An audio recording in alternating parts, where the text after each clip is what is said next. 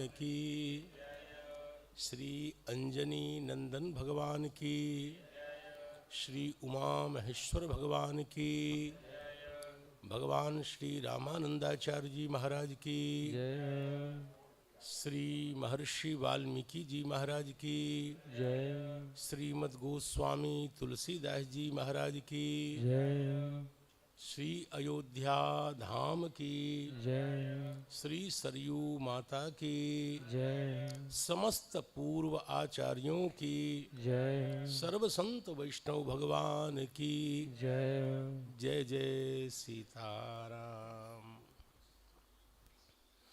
परम दया में करुणा में कोटि कोटि ब्रह्मा, कोटि कोटि विष्णु, कोटि कोटि रुद्र के भी परम कारण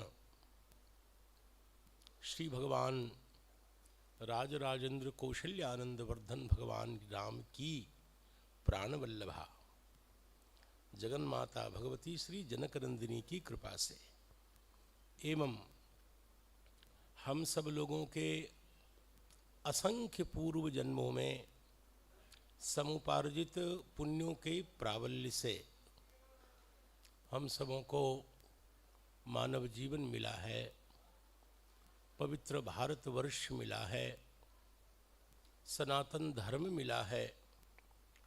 इस दिव्य मणिकांचन संयोग का लाभ लेने के लिए हम सब लोगों ने एक साथ परम दिव्य ग्रंथ, आर्षक ग्रंथ श्रीमद् वाल्मीकि रामायण को सामने रखकर भगवान जैसी बुद्धि देंगे, जैसा संस्कार देंगे, जैसा पदार्थ का प्रकाश प्रदान करेंगे, तदनुसार वांग्मयी सेवा करने के लिए समवेत हैं।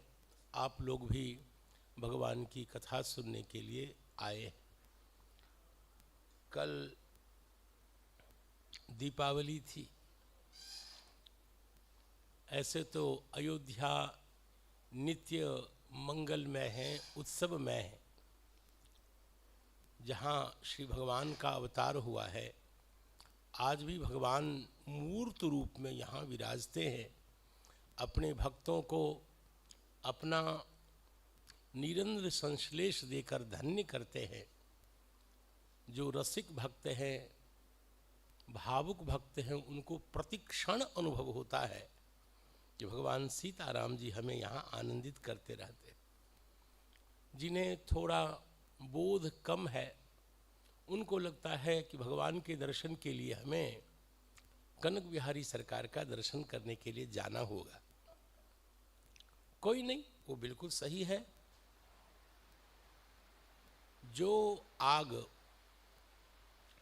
काष्ठ के कण कण में विद्यमान है, तो लकड़ी को छूने से तो हाथ जलता नहीं है।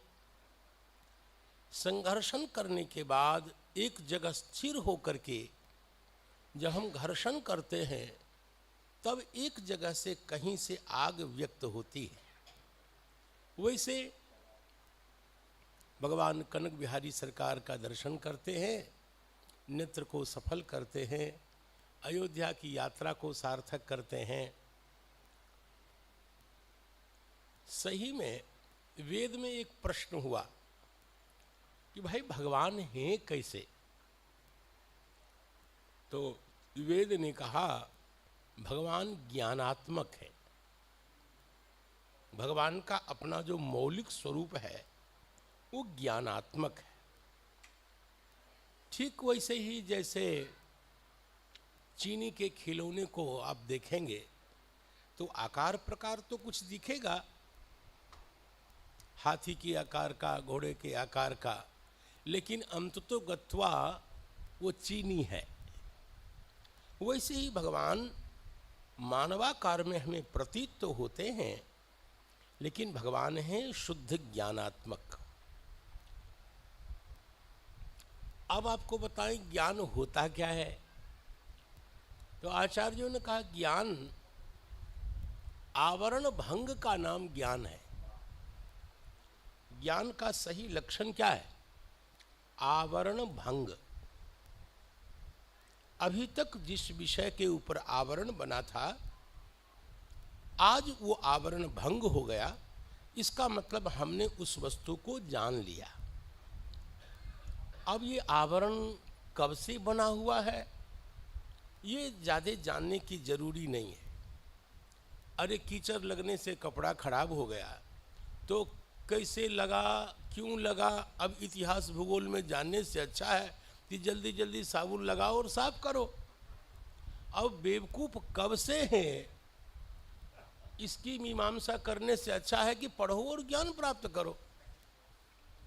आचार्यों ने कहा भाई अज्ञान किसको कहते हैं, तो कहा अज्ञान कहते हैं जो अनादिकाल से है, और ज्ञान मात्र से जो हटता है उसी को अज्ञान कहते हैं। अज्ञान को हटाने का दूसरा कोई उपाय नहीं है ज्ञान को छोड़कर। इसका मतलब क्या हुआ, अज्ञान मतलब आवरण।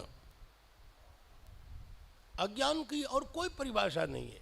आवरण, किसी वस्तु पर आवरण हो जाता है, इसका मतलब है उस वस्तु का हमें अज्ञान है। आवरण हटते ही वस्तु का प्रकाश हो जाता है। प्रकाश कहीं बाहर से नहीं आता है।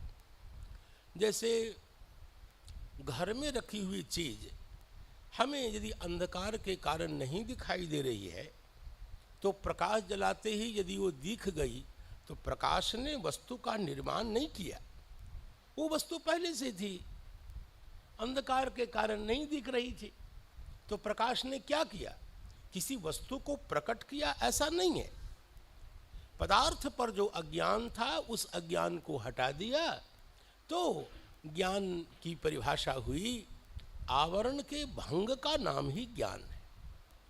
तो भगवान चिन्मय प्रकाश हैं, ज्ञानात्मक प्रकाश है। और एक बात और जानिए, ज्ञान और आनंद ये दोनों अलग अलग चीज नहीं है। हमें सुनने में तो लगता है कि ज्ञान अलग वस्तु है और आनंद अलग वस्तु है। अनुकूल ज्ञान को ही आनंद कहते हैं और प्रतिकूल ज्ञान को ही दुख कहते हैं। दुख की यही परिभाषा है, जो वेदना, जो अनुभूति प्रतिकूल प्रतीत हो उसको दुख कहते हैं। जो अनुभूति, जो वेदना, जो बोध अनुकूल लगे वो आनंद, प्रतिकूल लगे तो दुख। तो श्री भगवान ज्ञानानंद में हैं। ऐसे ज्ञानानंद में भगवान का महान उत्सव हमने मनाया कल। तो जैसे छोटी छोटी चिंगारी के माध्यम से हम महासूर्य को जानने की चेष्टा करते हैं, वैसे छोटे छोटे दीपों के माध्यम से हम महाप्रकाश, परम प्रकाश, जिनको प्रकाशित करने के लिए किसी प्रकाशांतर की आवश्यकता नहीं है, जिनकी सत्ता में सारे समस्त प्रकाश काम करते हैं, ऐसे परम प्रकाश। देखिए, ज्ञान भी दो प्रकार का होता है। एक होता है स्वयं सिद्ध ज्ञान, एक ज्ञान होता है साधन सिद्ध ज्ञान। साधन सिद्ध का तात्पर्य है हम उस ज्ञान को किसी साधन से प्राप्त करते हैं। जैसे टॉर्च दिखाते हैं तो कोई पदार्थ दिख जाता है, तो उस पदार्थ के दर्शन के प्रति टॉर्च का प्रकाश कारण है, साधन है। लेकिन क्या अपने आप को जानने के लिए, अपनी सत्ता की अनुभूति के लिए कभी आपको दूसरे ज्ञान की आवश्यकता होती है? कभी आपको लगता है कि मैं हूं ही नहीं? ऐसा होता ही नहीं है। तो आपको अपनी सत्ता की अनुभूति सार्वत्रिक, सार्वकालिक है, तो वह स्वतः सिद्ध ज्ञान है। तो श्री भगवान परमात्मा है, इसलिए उनको जानने के लिए किसी साधन की जरूरी नहीं है, वो सिद्ध वस्तु है। लेकिन इतना तो अवश्य है कि सिद्ध पदार्थ को भी जानने के लिए कभी कभी गहनतम अज्ञान रूपी आवरण का भंग करना पड़ता है। इसी के लिए गुरु की आवश्यकता होती। गुरु भगवान को बना करके हाथ में नहीं रखते, विद्यमान स्वतः सिद्ध भगवान की अनुभूति करा देते हैं, परिचय करा देते हैं। भैया ये भगवान हैं, इनकी ही उपासना की जाती है और करो उपासना, बस सीधा। समस्त शास्त्र वेद आदि जितने भी सदग्रंथ हैं सबका एक ही लक्षण है और सभी ग्रंथों में एक ही बात है। कहीं उसी तत्व को शिव के नाम से, कहीं उसी तत्व को दुर्गा के नाम से, कहीं उसी तत्व को गणेश जी के नाम से, अलग अलग नामों से, लेकिन तत्व में कोई अंतर नहीं। एक ही तत्व भिन्न भिन्न नाम पर ख्यात है, मूल तत्व है ज्ञानानंद में परमात्मा। हम लोग भगवान सीताराम जी से जुड़े हैं, इसलिए उसी परम तत्व को श्री सीताराम जी के नाम से जानते हैं और उन्हीं के रूप में उनको प्राप्त करना चाहते हैं। हमारे दरवाजे पर कोई दूसरे देवता आ जाएंगे तो पहले हम पूछेंगे आप हैं कौन। जब वो कहेंगे कि हम भगवान सीताराम जी हैं, कहा आप आ जाइए। और कहेंगे हमारा नाम कुछ और है तो महाराज दंडवत, जय जय सीताराम, क्योंकि हम उन्हीं के रूप में उन्हीं नाम से उनको जानते हैं।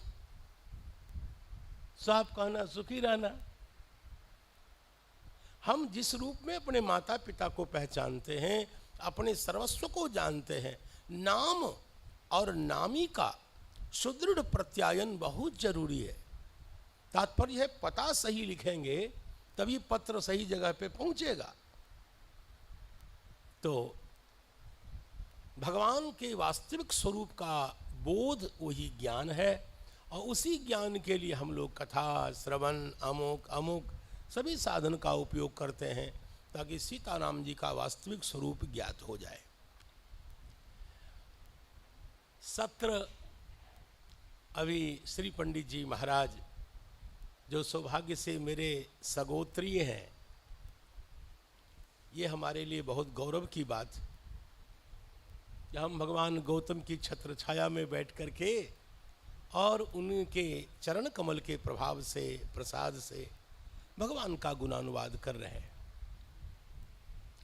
भगवान की कथा में सत्र का, ये सत्र कहलाता है। सत्र कहते हैं ज्ञान यज्ञ को। अज्ञान यज्ञ में जितने श्रोता हैं सब समान रूप से यजमान होते हैं। मीमांसा का सिद्धांत है यज्ञ में तो होता है कि अमुक यजमान होंगे, अमुक ऋत्विक होंगे, अमुक ये होंगे, लेकिन ज्ञान सत्र की विशेषता ये है कि इसमें सभी यजमान होते हैं और सबका महत्व सब बराबर है। उच्चा बच होता ही नहीं है। यदि उच्चा बच है थोड़ा भी, अमुक यजमान है अमुक यजमान नहीं है, तो ज्ञान सत्र है ही नहीं। श्री भरत जी महाराज के परम पावन चरित्र को हम प्रणाम करने की चेष्टा कर रहे थे। आह, तुलसीदास जी ने तो भरत जी को विष्णु के रूप में चित्रित किया है। तुलसीदास जी ने कहा, भरत जी का जब नामकरण हो रहा था, कहा विश्व भरण पोषण कर जोई, ताकर नाम भरत असोई। विश्व का भरण पोषण कौन करता है?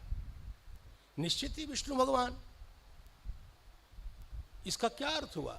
भगवान विष्णु जिनका चिंतन करते हैं, भगवान विष्णु जिनका ध्यान करते हैं, भगवान विष्णु को भी जिनके बिना कुछ अच्छा नहीं लगता है, वो भरत तत्व है। प्रकारांतरेण सीताराम जी परम परम प्रतिपाद्य तत्व है। ब्रह्मा विष्णु महेश के द्वारा भी समाराधित देवता है, वो भगवान सीताराम जी हैं।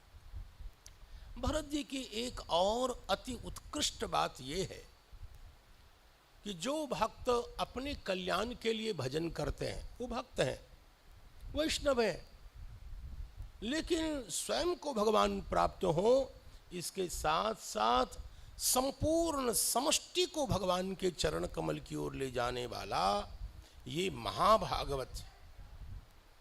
अपना उद्धार कर ले वो भक्त है, वैष्णव है। अपने आश्रितों का उद्धार करे वो भागवत है। और जो भी सामने आ जाए, पूर्ण समवाय को, जो अधिकारी हो नहीं हो, भगवान का निंदक हो, भगवान की स्तुति करने वाला हो, इसका कोई मतलब नहीं। अरे हमारी अयोग्यता क्या भगवान के दर्शन से रोक देगी? हमारी अयोग्यता की औकात क्या है?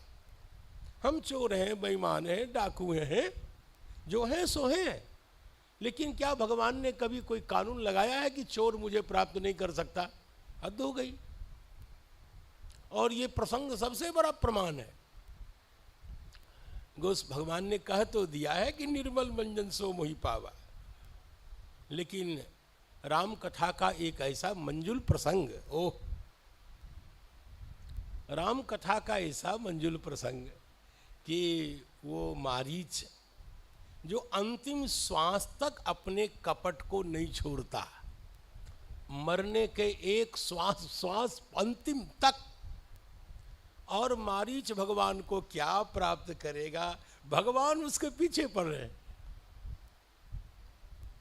आप लोग को डरा दिया गया है भगवान के द्वारा, ऐसा हमें लगता है। निर्मल जन सो, अरे भाई निर्मल मन तो कभी होगा ही नहीं। हम निरंतर क्या निर्मल होगा? संसार में रहते हैं, निरंतर विषय का सेवन करते हैं, विषय का भोग करते हैं। कीचड़ में डूबा हुआ व्यक्ति आप सोचेंगे कि परम पावन हो जाए, हमसे आपकी अपेक्षा ही गलत है। हम अपना पाप निरंतर करते रहेंगे, इसमें ही आपको दर्शन देना है। और इसका सबसे उत्कृष्ट उदाहरण है कि मारीच के पीछे पीछे भगवान चले, उसको पकड़ने के लिए, उसको प्राप्त होने के लिए। और मैंने कहा ना को अंतिम श्वास तक उसने कपट नहीं छोड़ा। मूर्तिमान कपट है, मारीच में कपट नहीं है, वो पूरा का पूरा कपट ही है। आखिर ऐसा कैसे हुआ? इसका एक ही रहस्य है कि वो जनक नंदिनी को प्रिय है। जगदम्बा सीता माता ने उसको अच्छा मान लिया और कहा इसको ले आइए। आप समझते हैं भगवान राम की अपेक्षा भी, पिता की अपेक्षा भी मां का गौरव क्या है? मां तो दोष को देखती ही नहीं, ये सब काम पिताजी का है। मां कहती है बस बहुत अच्छा है, ले आइए। तो भैया हो, पूरी चेष्टा से, मन से, बुद्धि से, समस्त क्रियाओं से श्री जगदम्बा सीता जी के चरण कमल को तो छोड़ना नहीं कभी, और उन्हीं को प्रसन्न करने की चेष्टा के लिए पूरी ताकत झोंक दो, पूरी साधना केवल उन्हीं उनके चरण कमल की उपासना में लगा दो।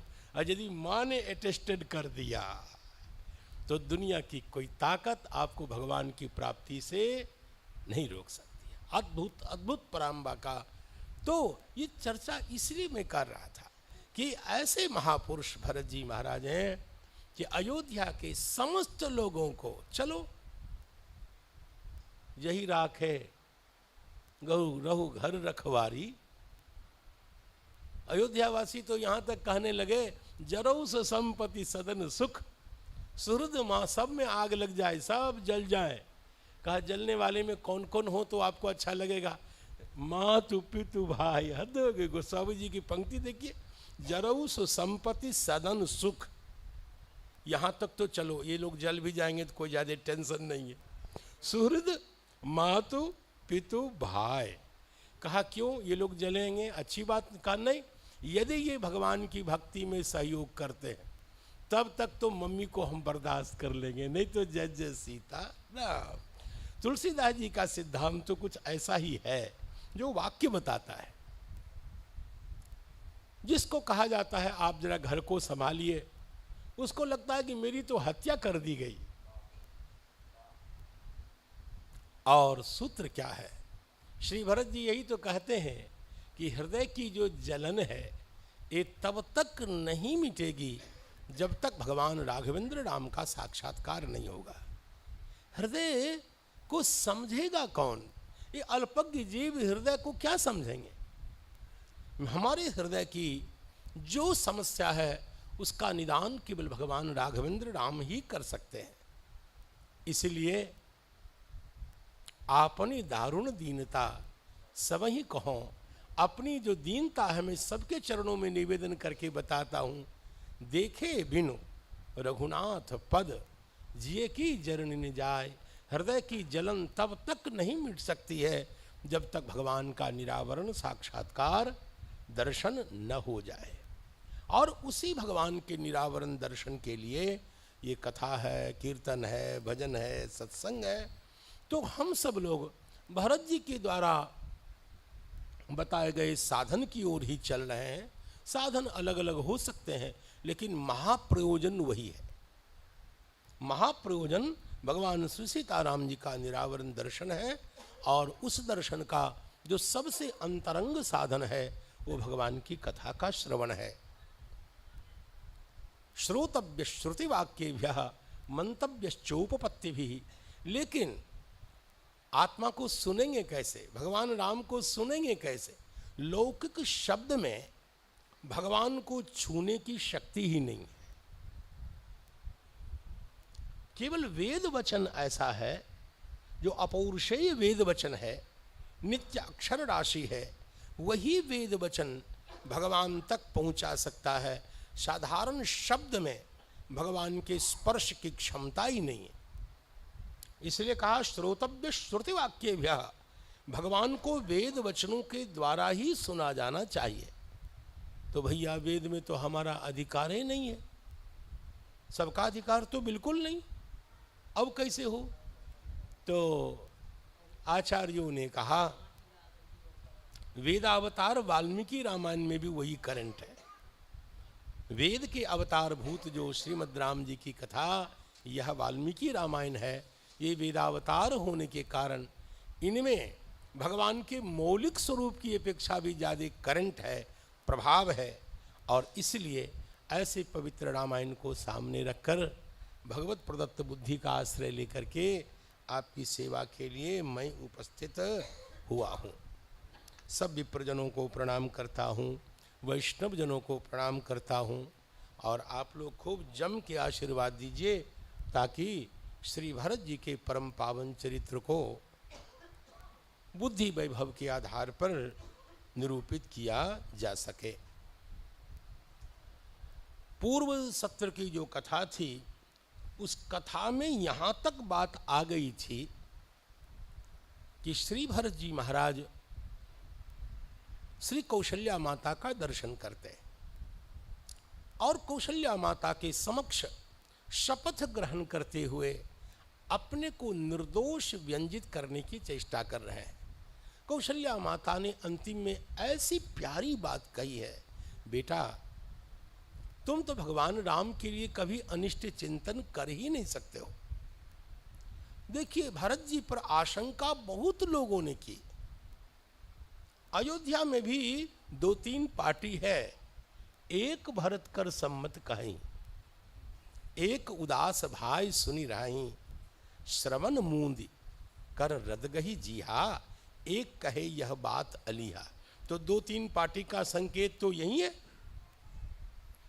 और एक जो परम भक्त हैं, वैष्णव है, वो कहते हैं ऐसा चिंतन करने से तुम्हारे सारे सुकृत नष्ट हो जाएंगे। चलिए, रास्ते में जिन जिन को संदेह हुआ और भगवान राम ने जब कहा उर आनत तुम पर, जब ये निर्णय हो गया जिस जिसने तुम्हारे ऊपर कुटिलता का आरोप लगाया है, लोक और परलोक दोनों उसका नष्ट हो जाएगा। अब चाहे लक्ष्मण जी महाराज हों, चाहे निषाद राज हो, अमुक हो, सब वहीं थे, सबका मुंह सूख गया। अब क्या हुआ? सर्व कर्म फल प्रदाता भगवान दंड विधान करने के लिए उद्यत हो गए, और भरत जी के ऊपर जिसने कुटिलता का आरोप लगाया है, साक्षात या परंपरा, उसका लोक और परलोक दोनों नष्ट हो जाएगा। जाए लोक परलोक न साई। सब जब सूख गए तब भगवान को लगा अब क्या होगा, हमारे बाल गोपाल हैं सब। तब भगवान ने एक उपाय बताया, मिटियहि पाप प्रपंच सब। आहा, सब पाप प्रपंच अखिल अमंगल भार, लोक सुजस परलोक सुख, सुमिरत नाम तुम्हार। आपका नाम का स्मरण करते ही सकल पाप प्रपंच आदि से वो व्यक्ति मुक्त हो जाता है, निर्मल हो जाता है। मानो भगवान ने एक फैली बीमारी के उपचार के लिए एक ऐसी सुंदर दवाई बता दी कि श्री भरत जी का मंगलमय नाम लिया जाए, नाम का स्मरण करते। कल श्री पंडित जी महाराज ने कितनी अच्छी बात कही, जग जप राम, राम जप जेहि। मुझे लगता है कि भगवान राम वहाँ वन विहार करते समय जब भी उनको समय मिलता होगा तो बैठ करके तुलसी माला पर भरत भरत भरत भरत जपते होंगे। हनुमान जी ने देख लिया कि ये तो हैं हमारे भगवान, अब ये तुलसी माला पर किसका नाम जप रहे। हनुमान जी को थोड़ा लगा होगा कि जब भी भगवान को अवसर मिलता है आसन बिछा करके ठाठ से कुछ जपते हैं। संसार के जपनीय तो ये हैं, संसार के सेवनीय तो ये हैं, संसार के सबके ध्यान करने योग्य पूर्ण तत्व तो ये हैं। ये चुपचाप बैठ करके क्या करते हैं। सर्वांतर्यामी भगवान जान गए। ओ हनुमान जी के मन में खटपट चल रहा। भगवान ने ऐसा हारमोनियम बजाया कि कुछ ही ऐसा अवसर आ गया, हनुमान जी को भगवान ने अपने भगवान का दर्शन करा दिया।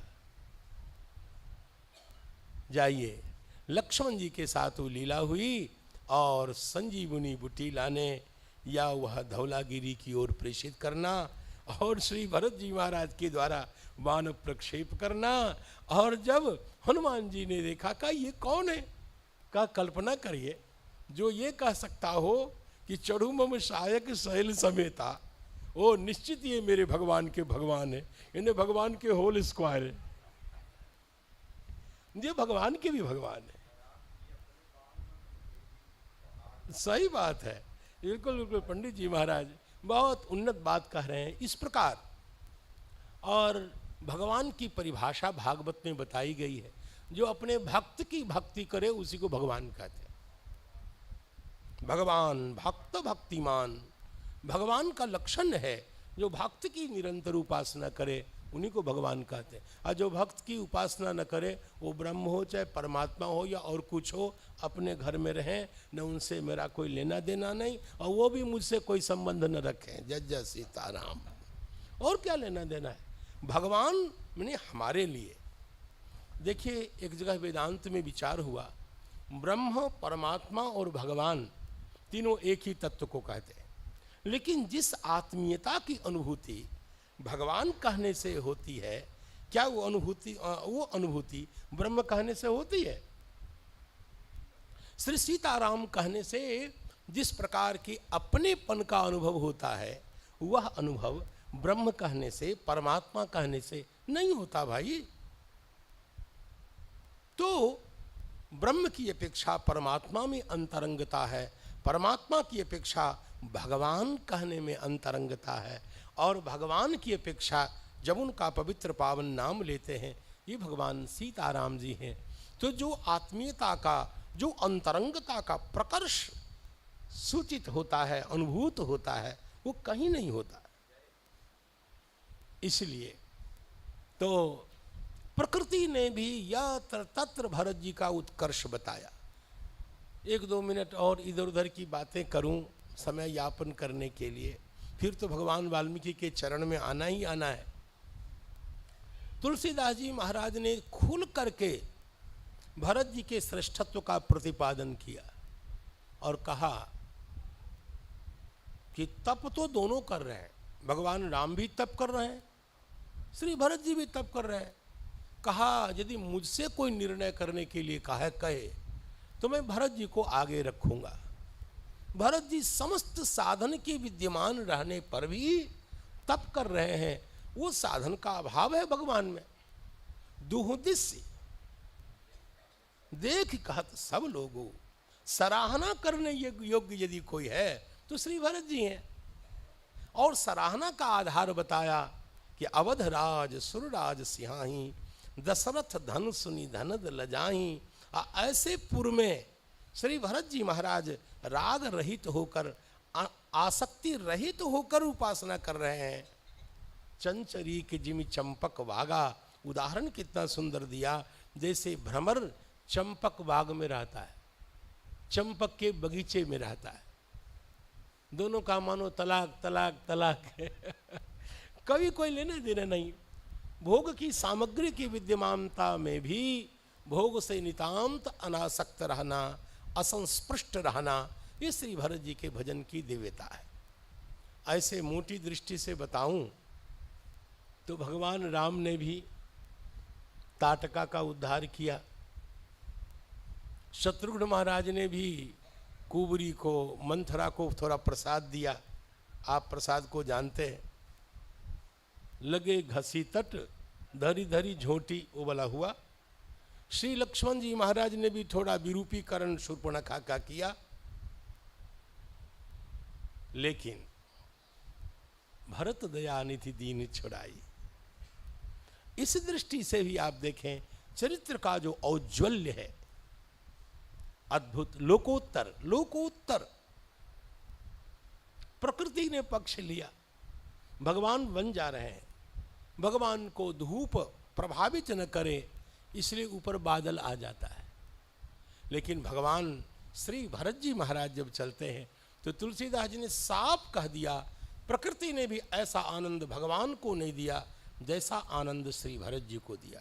किए जाहि छाया जलद सुखद वही बरबात। और इतने कह के चुप हो जाते, ना ना, खुल करके भगवान राम की अपेक्षा भी भरत जी की प्रति प्रकृति का जो पक्षपात है उसको व्यंजित कर दिया। तस मग भयोन राम कहा। ऐसा मार्ग तो भगवान राम के लिए भी नहीं हुआ। जस भा भरत ही जात। ये क्या सूचित करता है? ये क्या सूचित करता है? अनेकधा आप मानस जी का दध्यालोटन करेंगे तो आप श्री भरत जी का सर्वोत्कृष्टत्व और समुज्ज्वलत्व और निष्कलंक परम पावन चरित्र अजो भक्तों के लिए महान आदर्श है। जैसे गोस्वामी जी की भाषा है कि किसी बात पर जोर जल्दी नहीं देते, देते तो हैं।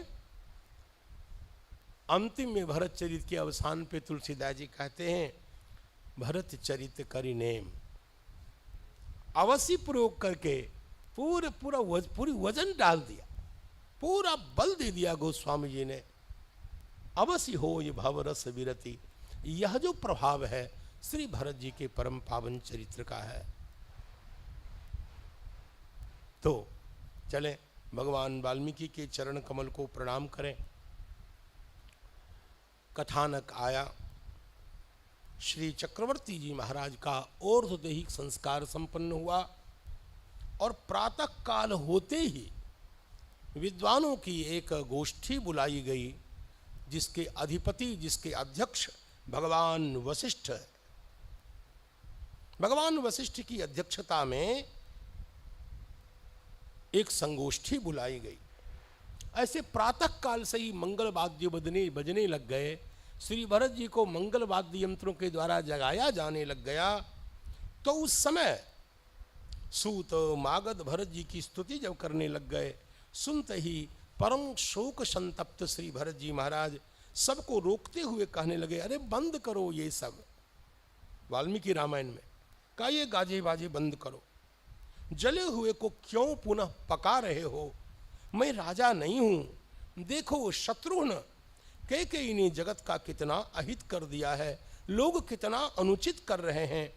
मरते मरते पिता ने मेरे ऊपर दुख का पर्वत रख दिया है। भरत जी कहते हैं, जिनकी राजलक्ष्मी आज उसी प्रकार अनाथ हो रही है जैसे पतवार धारण करने वाले कर्णधार के बिना नौका हिचकोला खाती है, वो अयोध्या की राजलक्ष्मी की दशा हो गई है। श्री भरत जी ऐसा कहते हैं। जो परमाश्रय हैं, और ऐसे परमाश्रय भगवान को तो वन भेज दिया गया, ऐसा कहकर श्री भरत जी महाराज करुण विलाप करने लगे। सभाम इक्ष्वाकुनाथस्य प्रवेश महायशाः शात कुंभमयीं रम्यां हे मणि हेम समाकुलां सधर्मामिव धर्मात्मा सगणः प्रत्यपद्यत। श्री भगवान वाल्मीकि जी कहते हैं, इधर रघुवंशी राजाओं की स्वर्णमयी पारंपरिक जो सभा है उसमें प्रविष्ट हुए भगवान वशिष्ठ स्वस्ति आकार का आसन बना हुआ है। कोई पूछे भगवान राम का जो आसन है वो कैसा है? यहाँ लिखा है, सभा में जो सभापति का आसन है वो कैसा है? स्वस्ति के आकार का बना हुआ है। यहाँ वाल्मीकि रामायण में सभी निर्देश है। और उस पर भगवान वशिष्ठ विराजमान हुए, भरत जी, शत्रुघ्न जी आए हैं, अन्य अन्य सभी विद्वान आए हैं।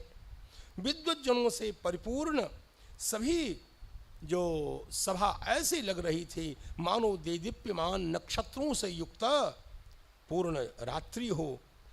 विशाल जन सम्मर्द को देखकर धर्मात्मा भगवान पुरोहित जो वशिष्ठ जी हैं वो बोले, श्री भरत जी से कहने लगे, गोस्वामी जी की भी उपस्थापना वहाँ जबरदस्त है, सुनहु भरत भावी प्रबल, कह के श्री वशिष्ठ भगवान ने उसका उपक्रम किया, उसकी प्रस्तावना की और फिर अपने मंतव्य को धीरे धीरे धीरे धीरे रखा। और श्री भरत जी महाराज ने अपनी मेधा के बल पर उनके द्वारा प्रस्तुत सारे तर्कों का युक्ति सह खंडन किया। आप देखेंगे वहाँ जो प्रस्तावना है, प्रस्तावना का जो खंडन है अत्यंत विलक्षणता पूर्वक भगवान श्री गोस्वामी तुलसीदास जी ने रखा है। भगवान वशिष्ठ ने साफ शब्दों में कह दिया, भरत, रामभद्र ने धर्म का परिपालन करते हुए पिता के आदेश की उपेक्षा न करते हुए जैसे चंद्र ज्योत्सना की उपेक्षा नहीं करता, वैसे उन्होंने पिता की आज्ञा का परिपालन किया। तुम्हें भी पिता की आज्ञा का परिपालन करना चाहिए। भगवान वशिष्ठ ने जो ही ऐसा कहा, गुरु वचन को सुनकर के शोकाग्नि से दग्ध हो रहे प्रभु का स्मरण करते हुए, विलाप करते हुए श्री भरत जी महाराज ने कहा, सर्वज्ञ होकर के भी आप ऐसी बात कर रहे हैं? मैं अपने धर्मात्मा अग्रज के राज्य का हरण कैसे कर सकता हूं? शास्त्र में इसी को परिवेत्ता कहा जाता है। परिवेत्ता का तात्पर्य है जिस कन्या से बड़े भाई का विवाह निश्चित हुआ हो और किसी कारण से उसी कन्या से छोटे भाई को आपका विवाह करा दिया जाए तो छोटा भाई धर्मशास्त्र की दृष्टि से परिवेत्ता है और परिवेत्ता नामक पाप का एक प्रायश्चित्त है। इसी प्रायश्चित्त को बाद में भरत जी महाराज ने स्वीकार किया है। गोमूत्र यावकम श्रुत्वा भ्रातरम बलकलांबरम। गोमूत्र यावकम व्रत भरत जी करते थे। एक गाय को जौ खिलाते, गोबर में जो जौ साबुत बच जाता उसको गोमूत्र में दलिया बना करके भरत जी 24 घंटे में एक बार, अहोरात्र में एक बार ग्रहण करते थे। श्री भरत जी अपने को परिवेत्ता के पाप का प्रायश्चित्ती मानते थे। भागवत जी में इसका संकेत। यहाँ श्री भरत जी ने कहा आचरणीय धर्म का उपदेश किया जाना चाहिए जो शास्त्र सम्मत हो। राज्य और मैं, हम दोनों भगवान के हैं, शेष हैं। आप लोगों ने, जिन लोगों ने मंत्रार्थ का श्रवण किया उनको पता है शेष का स्वरूप क्या है। स्वाधिष्ठ स्वेच्छानुरूप जिसका विनियोग किया जा सकता है वह शेष है। अनन्य शेषत्व, अनन्यार्हत्व, अनन्य भोग्यत्व, यह श्री जी का स्वरूप है। और इसलिए रामानुज परंपरा में एक श्लोक प्रसिद्ध है, आकारत्रय संपन्नाम अरविंद निवासिनीम अशेष जगदीशेत्रीम वंदे वरदवल्लभाम। श्री जनकनंदिनी जगदम्बा ने भगवान के चरण कमल से तीन बार जो वियोग स्वीकार किया है, ये 3 वियोगों के माध्यम से उन्होंने जीवात्मा के इसी 3 स्वरूप को व्यक्त किया है। अनन्यार्ह होना, श्री भगवान को छोड़कर मैं अन्य किसी के योग्य नहीं, अन्य किसी का मैं नहीं हूं। अनन्य भोग्य, भगवान ही मेरे भोक्ता हैं, मैं भगवान सीताराम जी का ही भोग्य हूं। मैं अन्य किसी का शेष नहीं हूं, अन्य किसी के विनियोग के योग्य नहीं हूं। कोई मेरे ऊपर अनुशासन करे नहीं, मेरे ऊपर अनुशासन तो भगवान सीताराम जी का ही चलेगा।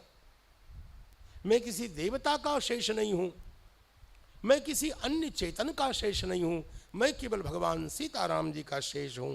यह जो भाव विशेष है, इसी के प्रकाशन के लिए जगदम्बा का 3 बार भगवान का विश्लेष हुआ है। अस्तु, तो श्री भरत जी कहते हैं मैं और मेरा ये राज्य, हम दोनों भगवान के हैं। जब मेरा कुछ है ही नहीं भाई, तो जबरदस्ती मुझे क्यों आप हमारे साथ ऐसा कर रहे हो? परम प्रभु ज्येष्ठ ही नहीं, सब प्रकार से श्रेष्ठ हैं, धर्मात्मा हैं, वही राज्य के अधिकारी हैं। कुल की परंपरा भी यही है और उनके परिणय योग्य राज्य लक्ष्मी को मैं स्वीकार करूं, यह पापार्ह है, नितांत पाप रूप है। इतनी बात सुनकर के सभासद अवलंब अश्रुपात करने लगे, भाव में परिपूर्ण होकर। आने तुम इच्छामि तम हि वनस्थम प्रसाद्य रामम जगतो हिताय। जगत के कल्याण के लिए मैं अपने अग्रज को लाना चाहता हूं वन से, आप सब कृपा करिए। श्रीमद् गोस्वामी जी की दृष्टि तो आप जानते ही हैं। भरत जी ने साफ शब्दों में कहा, मेरे जैसे पापी को यदि आप बलपूर्वक राजा बनाएंगे, रसातल जाय ही तब मुंह समान को पाप निवासो, जिसके कारण भगवान सीताराम जी को ऐसा उत्कट कष्ट प्राप्त हुआ। मैं राज के योग्य नहीं हूं। मुझे मेरी दशा तो देखिए, ग्रह ग्रहित पुनिवात बस तही पुनि बीछी मारी। और ऐसे संकटापंड व्यक्ति को आप वारुणी मदिरा पिला रहे हैं। हे राजा बनाना, राज मद से युक्त करना, यही तो है और क्या है? अब बताइए उचित क्या है?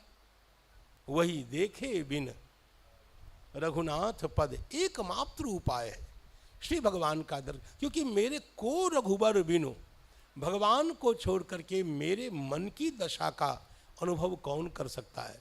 और ये बात सही है।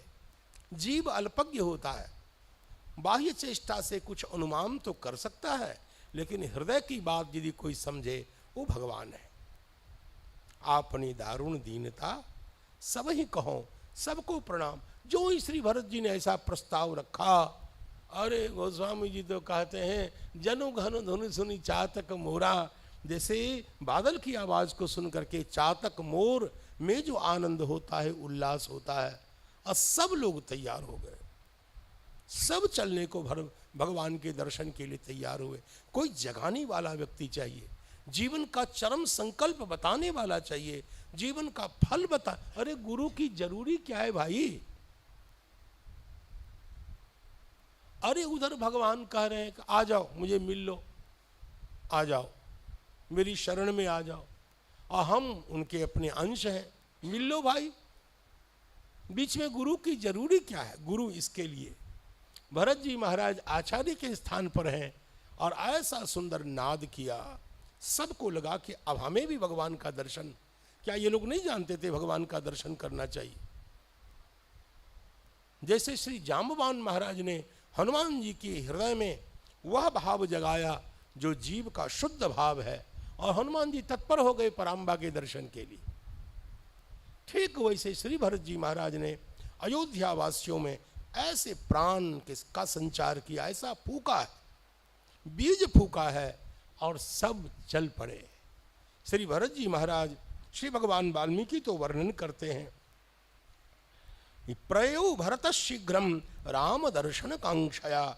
और भरत जी के पीछे पीछे सब चले, परिजन पुरजन के साथ श्री भरत जी रामभद्र के दर्शन के लिए उत्कट अभिलाषा के साथ चले हैं।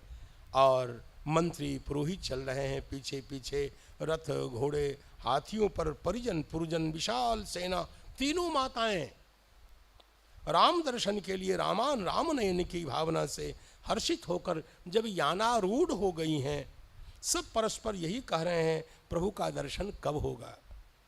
अन्वयुर्भरतम यान्तम इक्ष्वाकुकुल दैवतम कैकेयी च सुमित्रा च कौशल्या च यशस्विनी रामानेन संतुष्टा ययुर्यानेन भास्वता। परम भास्वर यान पर सब आसीन हो गई हैं। और भरत जी का संकल्प क्या है? भगवान करें यही संकल्प आपका हो जाए।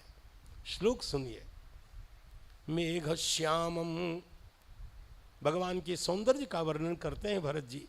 मेघ श्यामम महाबाहु स्थिर सत्वम दृढ़व्रतम कदा द्रक्ष्यामहे रामम। वह पवित्र क्षण हमारे जीवन में कब उदित होगा? कदा द्रक्ष्यामहे रामम जगत शोक नाशनम। संपूर्ण जगत का जो शोक है, उस शोक को नष्ट कर देने वाले जो भगवान राम हैं, उनका दर्शन हमें कब प्राप्त होगा? यह उत्कट दिदृक्षा, चाहे दिदृक्षा वृत्रासुर वाली हो कि ऐसे भगवान मिले, जल्दी मिले, उत्कट दिदृक्षा से कहा भगवान के दर्शन का फल क्या है? श्री भरत जी ने कहा दृष्ट एव हि न शोकम अपनेष्यति राघवा। भगवान के दर्शन का पहला फल कि आपके हृदय का नित्य शोक नष्ट हो जाएगा। दृष्ट एव हि न शोकम अपनेष्यति राघवा। भगवान हमारे समस्त शोक को उसी प्रकार नष्ट कर देंगे जैसे तमस सर्वस्य लोकस्य समुद्यन्निव भास्करः। जैसे भगवान सूर्य नारायण जब उदित होते हैं तो त्रिभुवन का अंधकार छिन्न भिन्न हो जाता है, नष्ट हो जाता है। तो उसी मंगलमय दर्शन के लिए हम सब चले हैं। और इसके अनंतर भगवान वाल्मीकि जी महाराज वर्णन करते हैं। देखो, एक दोहा तुलसीदास जी महाराज ने ऐसा जबरदस्त लिखा है। हमसे कोई पूछे कि रामचरितमानस की 10-20 पंक्तियों में किसी एक पंक्ति पे आप टिक लगाइए जो आपको बहुत प्रिय है, तो मैं इस दोहे को पसंद करता हूं। और दोहा इतना मूल्यवान गोस्वामी जी ने संपूर्ण भारत चरित के सार के रूप में उस दोहे को गोस्वामी जी ने अंकित किया। यदि आप गहराई से, पूर्ण भावुकता से, वैष्णव हृदय से चिंतन करेंगे, गोस्वामी जी कहते हैं संसार को चाहिए क्या? अमृत चाहिए, क्योंकि हम लोग सब मरण धर्मा हैं। हम सब लोग मरण धर्मा हैं। और महाराज जी आ गए, चलिए महाराज जी की शान में हरि नाम संकीर्तन हो जाए। श्री राम जय राम जय जय राम, श्री राम जय राम जय जय राम, श्री राम जय राम जय जय राम,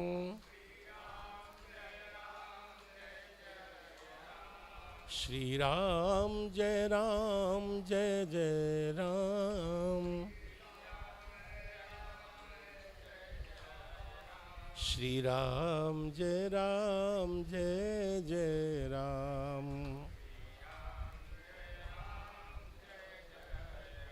श्री राम जय राम जय जय राम,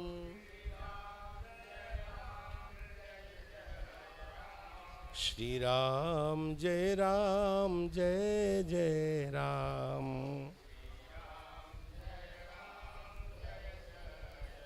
श्री जानकी नाथ भगवान की, श्री जानकी जीवन भगवान की, श्री जानकी रमण भगवान की जय जय सीताराम। तो हम सब लोग मायाधीन होने के कारण निरंतर काल के ग्रास बनते आ रहे हैं, क्योंकि संसार का नाम मर्त्यलोक है। यहाँ मरण धर्मा लोग रहते हैं। हमें चाहिए क्या? अमृत। तो कौन अमृत चाहिए? एक अमृत तो देवताओं के पास है, लेकिन देवता लोगों की भी कुटाई होती है। तो ऐसे अमृत को लेकर क्या करेंगे? जिस अमृत को पीने के बाद कर्म फल के प्रवाह से मुक्ति न मिले, सुख दुख से मुक्ति न मिले। अब मान लीजिए आप शरीर से अमर हो गए और रोग पीछे लगा है, तो ऐसी अमरता का क्या लेना देना? शरीर से अमर हो गए और दुख सुख आपका पीछा नहीं छोड़ रहा है, तो ऐसी अमरता का क्या लेना देना? देवता लोग अमर हो गए, अपने मन से वो मर भी नहीं सकते। और रावण कूटता है तो कुटाई सहनी पड़ेगी। अब कल्पना करिए, आप रावण की पिटाई सह सकते हैं लेकिन मर नहीं सकते। इस जीवन को क्या कहते हैं? ये भीषण नरक की यातना है। आप मर नहीं सकते लेकिन दुख भोगिए। अब इस हिसाब का क्या? तो गोस्वामी जी ने कहा आपको ये यातना इसलिए सहनी पड़ रही है कि आपको राम प्रेमामृत की प्राप्ति नहीं हुई है। यदि राम प्रेमामृत मिल गया होता तो अभी जो आपकी दुर्दशा है ये दुर्दशा नहीं होती। तो कहा राम प्रेमामृत मिलेगा कैसे?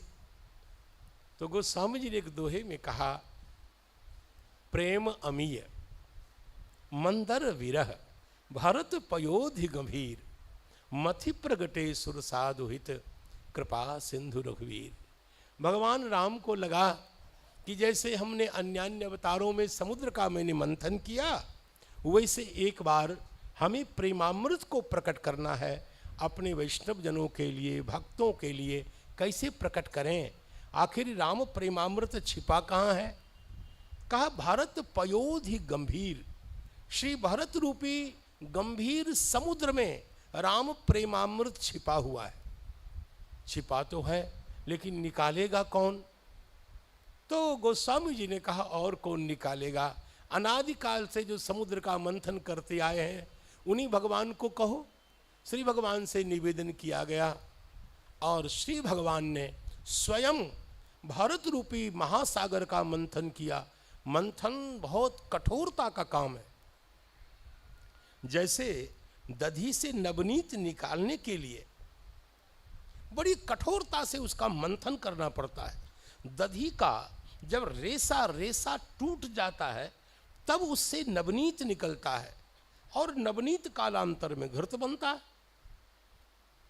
भगवान ने अत्यंत कठोरता से भरत रूपी महासागर का मंथन किया। कहा कि वो कठोरता का मतलब क्या है? ये 14 वर्ष का जो विरह का काल है जो श्री भरत जी को दिया गया है, तो 14 वर्ष का विरह काल इसको भगवान ने मंथान दंड यानी मथनी बनाई है और भरत रूपी महासागर का मंथन किया। मंथन से जो नवनीत निकला, अमृत निकला, वो राम प्रेमामृत निकला। यह विरह रूपी काल यदि मंथान दंड के रूप में मत करके यह नवनीत न निकाला गया होता, यह अमृत न निकाला गया होता, तो संसार के लोगों को श्री भरत जी के हृदय में कितने गहन राम प्रेमामृत की सत्ता है पता ही नहीं लगता। और नहीं लगा बहुत दिनों तक श्री भरत जी। आज बताइए, भगवान को छोड़ करके कोई ननिहाल चला जाए, पता नहीं लगा भगवान से कितना प्रेम करते हैं। भगवान राम को छोड़ा ना और चले गए ननिहाल। भरत जी के हृदय में जो राम प्रेम है वो छिपा है, गहन छिपा है।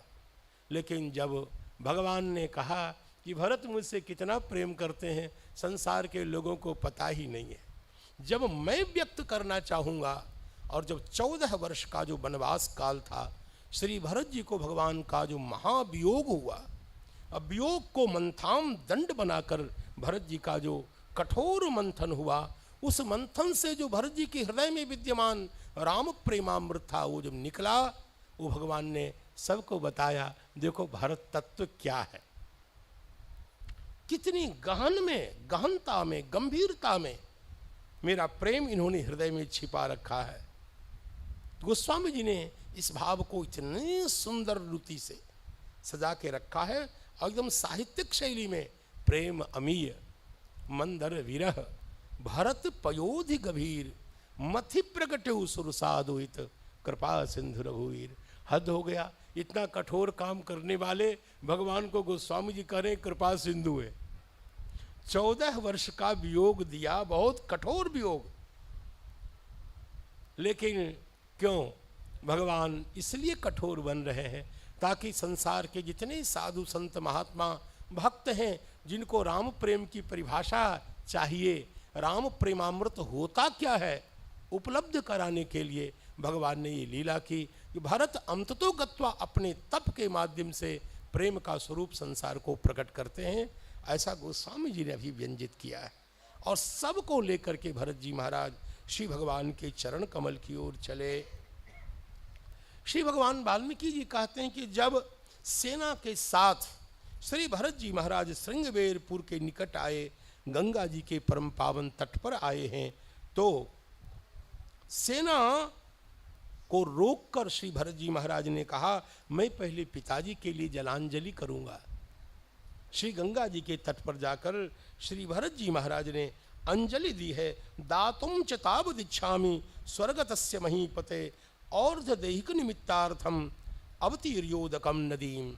मैं श्री गंगा जी के तट पे जाकर अपने पूज्य पिताजी को जलांजलि प्रदान करूंगा। और भरत जी ने ऐसा किया।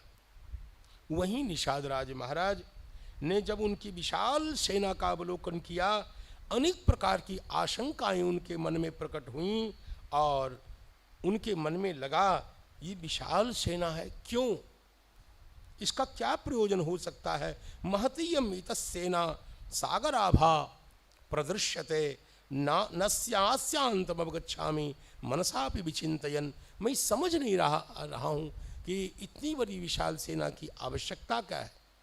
ये भरत जी के मन में दुर्भावना नहीं होता तो सेना की आवश्यकता क्या थी।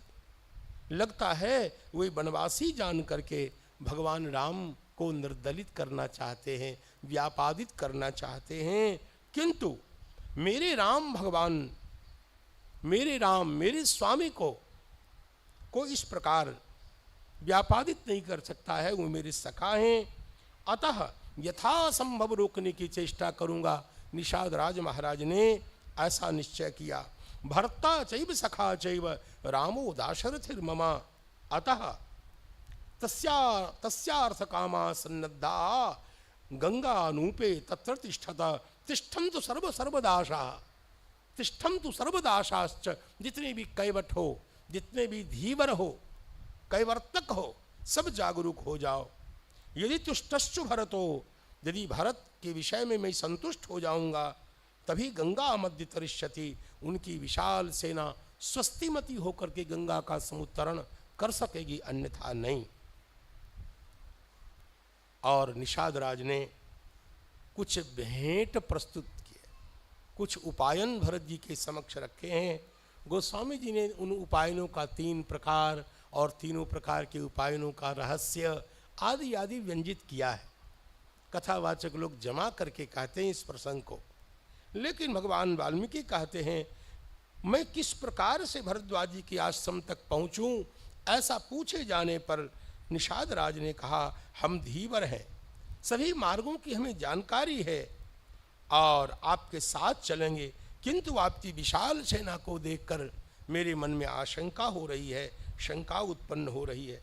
तब श्री भरत जी महाराज ने कहा, आप शंका बिल्कुल न करें, राघव मेरे भाई हैं, पिता के समान हैं, उन्हें वापस लाने के लिए जा रहा हूँ, मेरे विषय में अन्यथा चिंतन करना ठीक नहीं।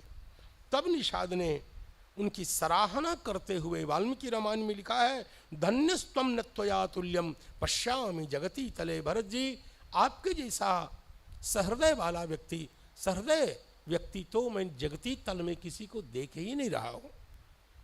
अयत्नात् आगतम राज्यम यस्त्वम त्यक्तुमिहेच्छसि। अयत्न पूर्वक आए साम्राज्य की आप उपेक्षा करके भगवान का दर्शन करना चाहते हैं। शाश्वती खलुते कीर्ति ही, आपका यश, आपकी कीर्ति नित्य ही जगत में बनी रहेगी। लोकान अनुचरिष्यति यस्त्वम कृष्णगतम रामम प्रत्यानयितुमिच्छसि। भगवान को आप लाना चाहते हैं, यह आपका मंगल संकल्प कितना सुंदर है। मुग्ध हो गए हैं निषाद राज श्री भरत जी के इस वक्तव्य को सुन करके। और अंतिम में निवास वाले दिन की सारी बात श्री निषाद राज महाराज ने सुनाई है। कैसे प्रभु ने जल पीकर ही रात्रि का अतिवाहन किया, कैसे प्रभु ने निषाद राज के आग्रह को ठुकरा दिया और जटा बना करके वनगमन करने का निश्चय किया, अग्रगमन का निश्चय किया है। इसका संकेत भगवान वाल्मीकि ने किया है। आगे उस प्रसंग को सुना करके भरत जी को प्रभु की याद दिलाई है। भरत जी को स्मरण करते ही भरत जी महाराज मूर्छित होकर के गिर गए। लिखा है तदधीनम च जीवितम, और मृते दासरथे राज्ञी नाथ एकस्तमद्य ही। और जो ही विवर्ण होकर मूर्छित होकर गिरे, श्री कौशल्या जी ने संभाला भरत जी को। बेटा, आज राजकुल पूरी तरह तुम्हारे जीवन के अधीन है, तुम्हें देख करके ही हम सब जी रहे हैं। वयम जीवा वहा, तुम्हारा दर्शन करके हम लोगों के प्राण टुके हैं, अब तो तुम ही हमारे सहारे हो। श्री कौशल्या माता ने भरत जी को ऐसा ही कहा। श्री भरत जी महाराज निषाद राज से पूछते हैं, मेरे भाई परमात्मा रघुनंदन श्री सीता जी से के साथ रात्रि में उन्होंने कहाँ निवास किया, रात्रि में शयन का स्थान कहाँ है, क्या भोजन किया। तब निषाद राज महाराज ने कहा, मेरे द्वारा लाई गई वस्तु को तो उन्हें स्वीकार नहीं किया, श्री लक्ष्मण जी के द्वारा लाए गए जल का केवल उन्होंने पान किया। और बाद में निषाद राज ने इंगुदी वृक्ष के मूल को दिखाते हुए कहा, यहीं भगवान ने निवास किया। शींशपा गोस्वामी जी से कहते हैं, जही शींशपा पुनीत तर रघुवर किए विश्राम, अति स्नेह सादर भरत कीन्हु दंड प्रणाम। देखो, भगवान तो नितांत वंदनीय है, लेकिन भगवान की कोई वस्तु, भगवत संबद्ध कोई पदार्थ भगवत रूप मान करके वंदनीय हो जाए, भगवान का मंदिर, श्री भगवान का कोई भक्त, भगवत संबंधी कोई पदार्थ हो, तद्वद वंदनीय होता है। और अति स्नेह सादर भरत कीन्हु दंड प्रणाम किया। जिसे देखते ही भगवान की उस सांथरी कुश की चटाई देखी, भरत जी बिलख बिलख करके रोने लग गए और कहने लगे, आज प्रभु को मेरे कारण इस भूमि पर शयन करना पड़ रहा है, धिक्कार है मुझको। भरत जी बार बार आत्मग्लानि करते हैं, लगता है श्री जनकनंदिनी आभरण युक्त होकर सो गई थी, इसलिए कुछ स्वर्ण कण यहाँ गिरे हुए दिखाई दे रहे हैं, उनके उत्तरीय के धागे भी कुछ यहाँ कुछ में फंसे हुए प्रतीत हो रहे हैं। धिक्कार है मुझको, मेरे कारण मेरे परमात्मा अनाथवत सो रहे हैं। धन्य है लक्ष्मण, धन्य है श्री सीता जी। मुझे सहसा एक पंक्ति याद आ गई, मैथिली शरण गुप्त की शायद पंक्ति है। मैं हिंदी वालों की कविता पे ध्यान ही नहीं देता, लेकिन अभी दे रहा हूँ। उनका नाम कितना सुंदर है, इसलिए बोल रहा हूँ, और उनकी पंक्ति भी बहुत सुंदर है। मर्त्यलोक मालिन्य मेटने, जगदम्बा भगवती सीता जी के लिए जो पंक्ति उनकी है, ओह मुझे बहुत अच्छी लगती है। मर्त्यलोक मालिन्य मेटने, स्वामी संग जो आई है, तीन लोक की लक्ष्मी ने यह कुटी आज अपनाई है। बना हुआ है प्रहरी जिसका, उस कुटीर में क्या धन है, जिसकी रक्षा में रति इनका तन है, मन है, जीवन है। अद्भुत अद्भुत, बहुत ही सुंदर शब्द विन्यास, भाव से लबालब। मैंने एक बार मैथिली शरण गुप्त जी के चित्र को देखा ऊर्ध्वपुंड तिलक। हमने कहा ये तो हमारी पार्टी के है। भाई साहब कहना सुखी रहना, हम बहुत संकीर्ण आदमी है। देखा खूब सुंदर ऊर्ध्वपुंड तिलक, हमने कहा वाह, तभी तो ऐसी पंक्ति निकल सकती है, चारु चंद्र की चंचल किरणें। ऐसे कहाँ से आए, वो करंट कहाँ से आएगा। भगवान सीताराम जी के प्रति अनुराग का जो मधुरिमा है, वो कैसे उल्लसित होगी जब तक भगवान रामानंद स्वामी जी की मुहर न लग जाए। हाँ, बहुत सुंदर नाम है, बहुत मीठा नाम है। अरे महाराज साहब कहूँ, जिस नाम में श्री जगदम्बा जानकी जी की करुणा न छिपी हो, वो कोई नाम है महाराज? फालतू बात, वो कुछ है ही नहीं। जगदम्बा की करुणा की मुहर जहाँ न हो, उनका वात्सल्य जिस नाम से टपक न रहा हो, बहुत अच्छा मंगलमय नाम। और यहाँ श्री भगवान वाल्मीकि जी कहते हैं, नावों से गंगा पार कर लेने के बाद सब जितने भी भक्तजन हैं अयोध्यावासी श्री भरद्वाज जी के आश्रम में आ गए हैं। उससे पहले का थोड़ा अवान्तर प्रसंग इस प्रकार है कि भरत जी महाराज ने भी प्रतिज्ञा कर ली है उस दृश्य को देखकर। कनक बिंदु दुई चारिक देखे, राखे शीश सिए सम लेखे, जटा में निश्चित रूप से फंसा ली होगी। कैसा मानो भरत जी ने सोचा कि ये वही आभूषण है। जगदम्बा जब बन जाने को उद्यत हो गई, इन आभूषणों ने सोचा कि कहीं माँ मुझे अपने चरणों से अलग न कर दें। भगवान तो बलकल वेश धारण करेंगे। तो इन आभूषणों ने निश्चित रूप से बार बार आग्रह किया कि जगदम्बा हमें अपने चरणों से अलग न करो, लेकिन मेरे कारण आज वे आभूषण भी टूट करके गिरे हैं। कनक बिंदु दुई चारिक देखे, राखे शीश सीय समलेखे। स्वर्ण कणों को श्री भरत जी ने अपने मस्तक का आभरण आभूषण बनाया है, परम पावन मैं समझ करके। अद्य प्रभृति भूमौ तो शैष्ये हम तृणे शुभा। भरत जी ने प्रतिज्ञा की कि आज से मैं भी तृणासन पर शयन करूंगा और धरती पर ही सोऊंगा, फलमूल ही ग्रहण करूंगा, जटा और बलकल धारण करूंगा। क्या देवता मेरी इच्छा पूर्ण करेंगे? प्रभु जब तक वापस नहीं आएंगे, क्या वापस आकर के हमारा परिपालन करेंगे या नहीं? अयोध्या आकर हमें संभालेंगे कि नहीं? इन आशंका की अभिव्यक्ति भरत जी के द्वारा हुई। शत्रुघ्न उठो उठो, श्री गंगा जी को पार करना है। श्री सेना को गंगा जी के पार कराने का आयास करो। और तब नावों के माध्यम से गंगा जी को उत्तीर्ण करने के बाद भगवान वाल्मीकि जी कहते हैं, पैदल श्री भरत जी महाराज वशिष्ठ को आगे करके विनीत वेश में भरद्वाज जी के आश्रम में पहुंचे। ऋषि के आश्रम में कैसे जाए, आगे भगवान वर्णन करेंगे वाल्मीकि जी।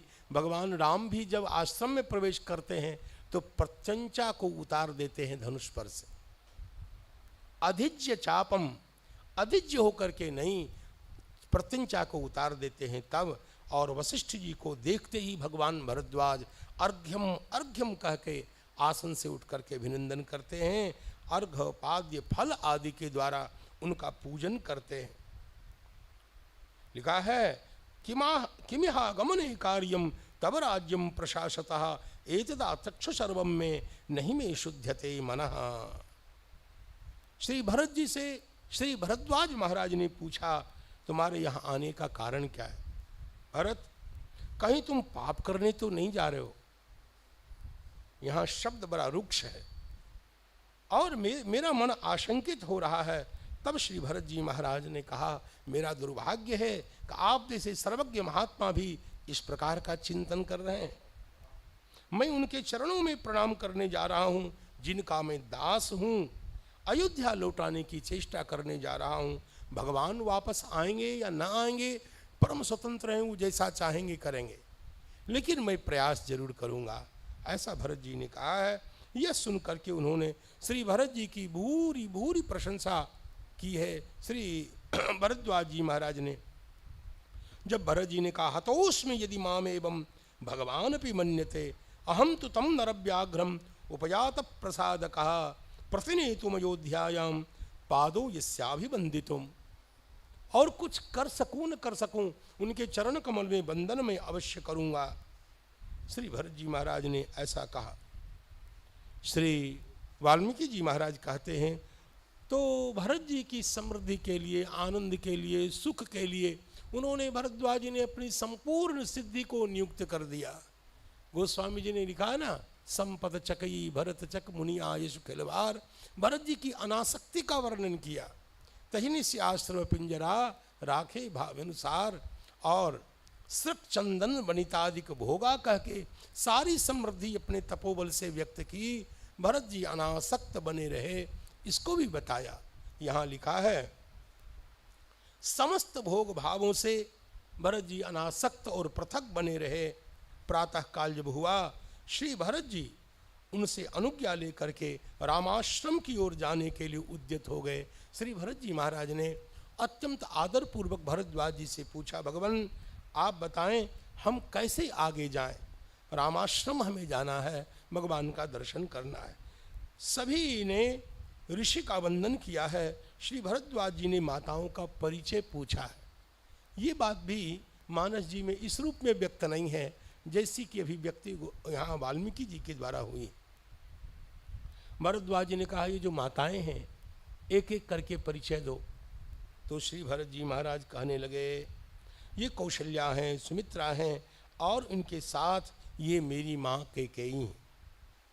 कौशल्या जी का परिचय कराते हुए भरत जी ने कहा, ऐसा तम पुरुष व्याघ्रम, मेरे पूज्य पिता की जो ज्येष्ठ पत्नी है, महिषीम देवीम देवताम इव पश्यसी, परम देवता के समान आप जिनको देख पा रहे हैं, कौशल्या सुषुवे रामम धातारम अदितिर यथा, ये अदिति माता के समान है जिन्होंने धाता को, भगवान राम को प्रकट किया है। ऐसा तम पुरुष व्याघ्रम सिंह विक्रांत गामिनम, सिंह के समान विक्रांत गमन करने वाले राम रघुनंदन को प्रकट करने वाली, जैसे शुक्तिका से नील रत्न नील मणि प्रकट होती है, वैसे इन्होंने प्रकट किया है।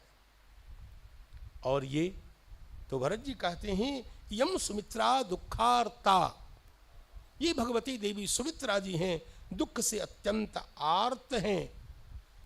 देवी राज्ञश्च मध्यमा, ये मेरे पूज्य पिता की मध्यमा पत्नी हैं। कर्णिकार से शाखेव, कर्णिकार वृक्ष की शाखा के समान शीर्ण पुष्पा, सारे पुष्प जैसे किसी लता के गिर गए हों, उस लता की जो दशा बनती है उसी दशा से मंडित ये सुमित्रा माता है। और अपनी माँ कैकेयी का परिचय कराते हुए भरत जी ने कहा, क्रोधनाम, क्रोधनाम प्रतिक्षण क्रोध में रहने वाली, अकृत प्रज्ञाम, अच्छी बुद्धि जिसमें नहीं है, कैकेयीम अनार्याम आर्य रूपिणीम, देखने में तो ये आर्या लग रही हैं लेकिन अनार्याम, ये परम अनार्य हैं। ऐश्वर्य कामाम, ऐश्वर्य की कामना करने वाली, और मातरम विद्धि, कहते हैं दृप्ताम सुभगमानिनी, दृप्त हैं, बड़ी अभिमानिनी है, अपने आप को सुंदर मानने वाली, ममेताम मातरम विद्धि, यह इस अभागे की माँ है।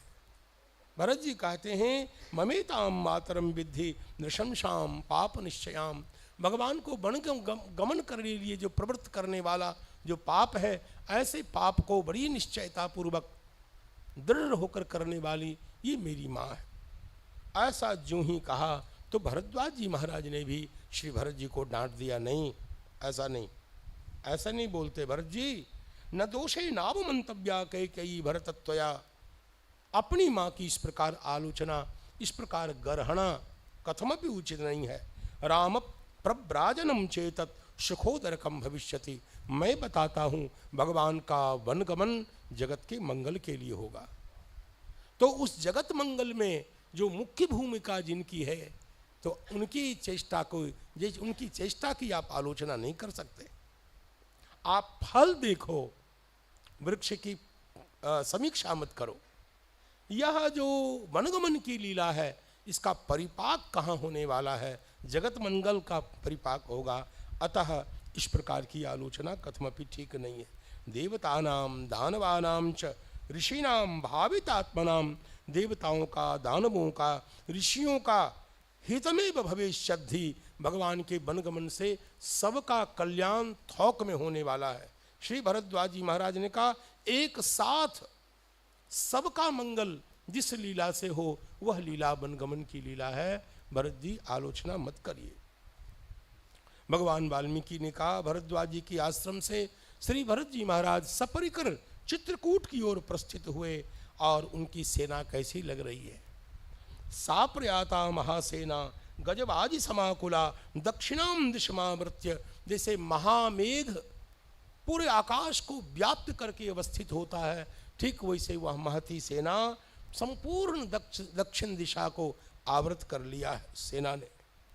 आगे भगवान वाल्मीकि कहते हैं कि जब चित्रकूट के समीप में आए हैं तो वहाँ के रमणीक वासंतिक वातावरण को देखकर भरत जी के मन में लगा, ये तो बहुत अच्छा है। अयम गिरिश त्रिकूट आख्या तथा मंदाकिनी नदी, यहाँ परम पावन मंदाकिनी नदी है। एतत् प्रकाशते दूरात नील मेघ निभम वनम, और नील मेघ के समान प्रकाशित होने वाला दूर से ये दिव्य पर्वत है चित्रकूट जिसका नाम है। देखो न, निष्कूज में मुहूत्वेदम वनम घोर प्रदर्शनम अयोध्या एव जमा समाकीर्णा, जन से व्याप्त अयोध्या के समान यह चित्रकूट प्रतीत हो रहा है। तम वहत्यनिलः शीतल मंद सुगंध मरुत का संचार हो रहा है। अतिमात्रमयम देश मनोज्ञ प्रतिभाति में, यह देश यह क्षेत्र अति मनोज्ञ प्रतीत हो रहा है। और यहाँ तो आग भी दिखाई दे रही है। वाल्मीकि जी कहते हैं भरत जी ने अग्नि का जब दर्शन किया, उन्होंने निश्चय कर लिया ना मनुष्य भवत्यग्नि, जहाँ मानव का संचार नहीं होता वहाँ आग नहीं होती। और अग्निर्व्यक्तमत्रैव राघव, और अग्नि सूचित कर रही है कि राम लक्ष्मण अर्थ हमारी परमाराध्य यहीं विद्यमान। अन्य रामोपमा संति व्यक्तमत्र तपस्विना, यहाँ जितने तपस्वी मुझे दिखाई देते हैं वो राम जी के जैसे ही दिखाई देते हैं। उनका उर्ध्वपुंड, उनके कंठ में तुलसी की माला, ये सारी बातें बता रही हैं कि यहाँ जो भक्त दिखते हैं मुझे राम जी की याद दिलाने वाले दिखते हैं। देखो तुलसी की माला भगवान कितने गौरव से धारण करते हैं। कुंजर मणि कंठा कलित, चाहे ससुराल हो कि कहीं हो, उरण तुलसी का माल। अत्यंत गौरव के साथ भगवान रघुनंदन तुलसी की माला धारण करते हैं। और जो राम जी से किंचित भी प्रेम करे उसको चाहिए भगवान के साथ साजात्य प्राप्त करने के लिए, भगवान के साथ एक रूपता प्राप्त करने के लिए ये जटाधारण महात्मा क्यों करते हैं? ताकि भगवान के चरणों में विलय प्राप्त करने के लिए पहले से आकार का साम्य रहेगा, एकदम ऑब्जर्व, पूरे एक आकार हो जाएंगे। जैसे भगवान वनवासी राम जटामंडल धारिणम होते हैं, वैसे पहले से जटा धारण करके और उनसे एकाकार होने में सुविधा रहेगी। इसलिए वैष्णव को भगवत आकार में परिणत होना चाहिए ताकि भगवान के साथ ऐक्य होने में, सायुज्य की प्राप्ति में सुविधा रहे। यहाँ कहते हैं सभी चित्रकूट के निवासी सब रामोपम प्रतीत हो रहे हैं। अहमेव गमिष्यामि सुमंत्रो धृतिरेव च, मैं एकाकी वहाँ चलूँगा। एक बात बता देता हूँ। एक बार कुछ समय के लिए भगवान की कृपा से मैं दक्षिण भारत की यात्रा में था, छात्रावस्था थी। देखो ये पंडितों को एक बीमारी होती है भयानक, लाखों विनम्रता का नाटक करे, कभी कभी पांडित्य और पांडित्य का अभिमान फूट करके निकल पड़ता है। ये मैं अपनी कमी बताने के लिए आपको सुना रहा हूँ। हुआ क्या, तो सियाराम सियाराम सियाराम, ये जो तेलुगु का क्षेत्र है आंध्र प्रदेश का, वहाँ एक भगवान सीताराम जी का बहुत सुंदर तीर्थ है भद्राचलम, जहाँ भगवान सीताराम जी हैं, वहाँ मालिक वही हैं। तो मैं घूमते घूमते वहाँ गया और आनंद में रहता था। वहाँ एक पंडित जी महाराज थे, परम पंडित, परम सदाचारी, भगवान सीताराम जी के अनन्य भक्त, और वो वाल्मीकि रामायण की कथा कह रहे थे। और मैं कोने में एकदम सुन रहा था, क्योंकि मुझे पंडिताई तो दिखानी नहीं थी, मैं आनंद के लिए आया था और ये सोच करके गया था कि दक्षिण में जहाँ जहाँ भगवान सीताराम जी का मंदिर है दर्शन करूँगा। और ये सभी साफ साफ बता दूं कि सीताराम जी के मंदिर का ही दर्शन करूँगा। मैं बचपन से ही बड़ा दुराग्रही आदमी हूँ। और भद्राचलम गया, दर्शन किया और वाल्मीकि रामायण की कथा कह रहे थे। इतनी सुंदर कथा, मैंने जीवन में ऐसी कथा नहीं सुनी और प्रेम से मैं श्रवण कर रहा था। उन्होंने कहा, उनकी बात सुना रहा हूँ, मेरा कुछ नहीं है इसमें। उन्होंने कहा कि श्री भरत जी महाराज के निवेदन को भगवान ने स्वीकार क्यों नहीं किया, यह उन्होंने प्रश्न उठाया और उसका समाधान जो उन्होंने दिया, आज तक मैंने किसी के मुख से वो समाधान नहीं सुना। पंडित जी महाराज ने कहा, देखो भरत जी महाराज जब भगवान को मनाने चले तब उचित ये था कि वशिष्ठ जी को वो आगे कर लेते, लेकिन वशिष्ठ जी के बिना वो जो भगवान को मनाने चले, ये बात भगवान को अच्छी नहीं लगी। आचार्य मुख से ही भगवान की प्राप्ति होती है, इसलिए भगवान ने, और प्रेम भाव तो सब ठीक है, भगवान आए नहीं। और ये बात भरत जी को खटक रही थी और इसलिए जब भगवान आए रावण आदि को मार करके अयोध्या, तो वहाँ वाल्मीकि रामायण में वर्णन है, वशिष्ठ जी को भरत जी ने आगे किया। भरत जी ने अनुभव किया कि भगवान वापस क्यों नहीं आए, हमारी प्रक्रिया में कहीं न कहीं कोई कमी थी। आचार्य को सामने रख करके शिष्य को पीछे रहते हुए भगवान के चरण कमल में जाना चाहिए। गुरु जी आगे रहे, अरे भगवान गुरु जी को देखेंगे तो हमें भी तो देख ही लेंगे। और इसीलिए भरत जी को लगा कि लगता है हमारी प्रक्रिया में ये चूक रह गई है, और इसलिए दूसरी बार जब भगवान अयोध्या आए रावण आदि का उद्धार करके, तो भरत जी ने श्री वशिष्ठ भगवान को आगे किया। जो ही भगवान ने देखा इस बार तो पूरी प्रक्रिया का निर्वाह हो रहा है, तो वशिष्ठ जी को भी पीछे करके भ्रातः भ्रातः कह के भगवान आगे बढ़ के भरत जी को हृदय से लगाए। ये बात उनके मुख से मैंने पहली बार सुनी थी। मुझे लगा वो प्रसंग का थोड़ा संकेत आ गया, तो मैंने कहा आपको बता दूं। इसमें मेरी कोई बात नहीं है, जो मैंने सुनी वो आपको मैंने बताई। तो यहाँ श्री भरत जी महाराज स्वयं चल रहे हैं, तब यहाँ चित्रकूट तो भगवान को परम सुख दे रहा है। तो कैसे भगवान आनंद में चित्रकूट में विहार कर रहे हैं, प्रभु श्री मैथिली जी के साथ चित्रकूट में रमण कर रहे हैं, विहार कर रहे हैं। चित्रकूट की शोभा से प्रभु परम प्रसन्न हैं। श्री किशोरी जी की प्रियता का संपादन करने के लिए श्री भगवान चित्रकूट की शोभा का दर्शन करा रहे हैं भगवान। और जैसे सची के साथ इंद्र और वसंत विद्यमान होता है, ठीक वैसे इस पर्वत की रमणीयता को देखकर भगवान कहते मैं तो सब कुछ भूल गया। भगवान कहते हैं अथ दाशरथिश्चित्रम चित्रकूटमदर्शयत भार्याम अमर शंकासः सचीमिव पुरंदरः। जैसे इंद्राणी को इंद्र शोभा का दर्शन कराते हैं, वैसे भगवान एक एक वस्तु का दर्शन कराते हैं। जनक नंदिनी इसको देखिए, ये पर्वत देखिए, मंदाकिनी जी को देखिए, इस गुफा को देखिए, इस जल प्रपात को देखिए। इस प्रकार एक एक करके भगवान कहते हैं चित्रकूट की शोभा का दर्शन करते करते मुझे कुछ याद नहीं है, क्या हुआ कैसे हुआ। निराज्य भ्रंशनम भद्रे, अयोध्या से मैं यहाँ आया ये मुझे याद नहीं है, और सुहृद लोगों को छोड़कर आया ये भी याद नहीं है। मनो में बाधते दृष्ट्वा रमणीय मिमम गिरिम, यह जो परम पावन रमणीय पर्वत है ये मेरे मन को ऐसे बांध रखा है, किसी को याद करने देता ही नहीं है। भगवान कहते हैं इसके अनंतर भगवान चित्रकूट की शोभा का वर्णन करते हुए कहते हैं स्रवद्भिर्भात्यम शैलः, जल प्रपात से यह पर्वत ऐसा लग रहा है मानो ऐसा कोई गज हो, हाथी हो, जिसके दोनों कान के पास से मद की धारा टपक रही है।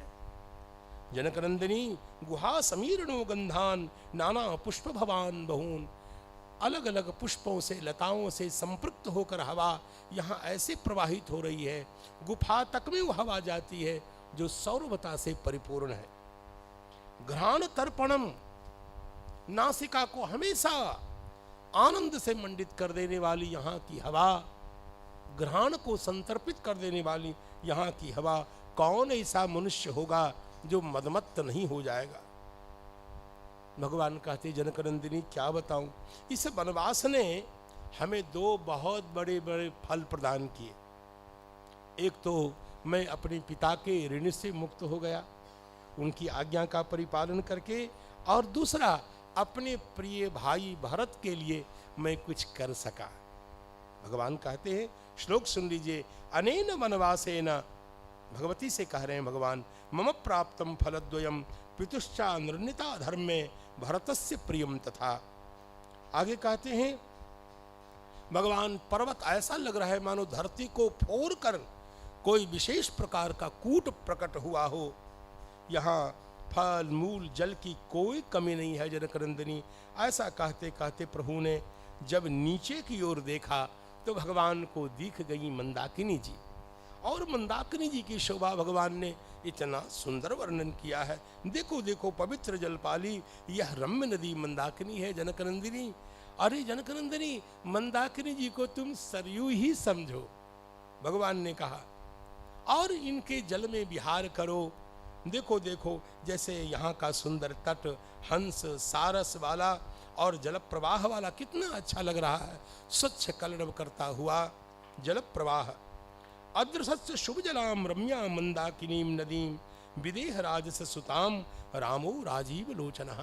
राजे लोचन भगवान अपनी प्राणवल्लभा जनकनंदिनी को समस्त दृश्यों का अवलोकन करा रहे हैं और कहते हैं, जनकनंदिनी एक बात बताऊं, मुझे संध्या वंदन करने वाले ऋषि मुनि महात्मा बहुत पसंद है।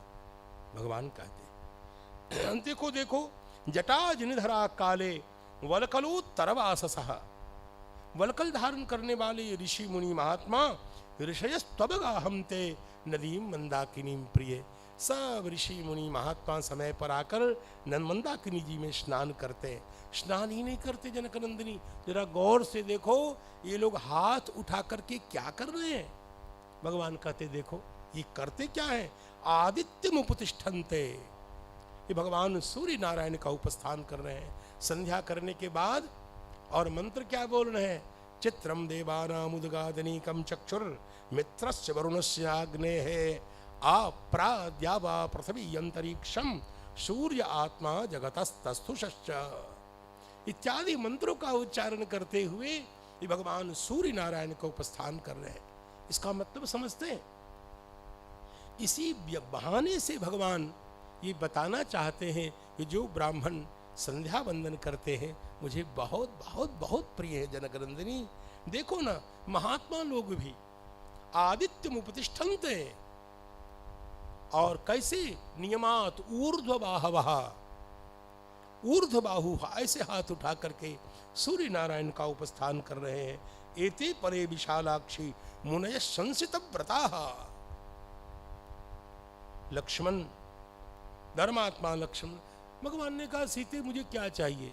देखो साधु साई मूड में भगवान है, एकदम भगवान कह रहे हैं सीते मुझे क्या चाहिए बताओ।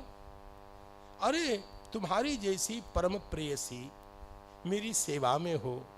लक्ष्मण जी सारी वस्तु ला करके मेरी सेवा में प्रस्तुत करते हैं और 3 काल की संध्या की व्यवस्था हो जाती है। लक्ष्मण जी फल मूल ला करके दे देते हैं, मुझे कुछ नहीं चाहिए। एकदम एक गृहस्थ ऐसा बोलता है क्या, जो पूरे जीवन जिसके बेईमानी में पैसा कमाने में बीत जाए। लेकिन भगवान की गृहस्थी देखिए, श्री भगवान कितनी आनंद की बात कह रहे हैं। त्वं च अनुकूला वैदेही प्रीतिम जनयति मम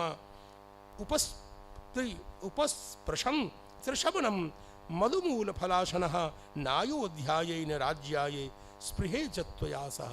तुम हमारे पास हो, अब मुझे अयोध्या से कोई मतलब नहीं। साफ साफ लिखा है भगवान ने, न मुझे अयोध्या से कोई मतलब, न राज्य फाज्य, मुझे कुछ नहीं चाहिए।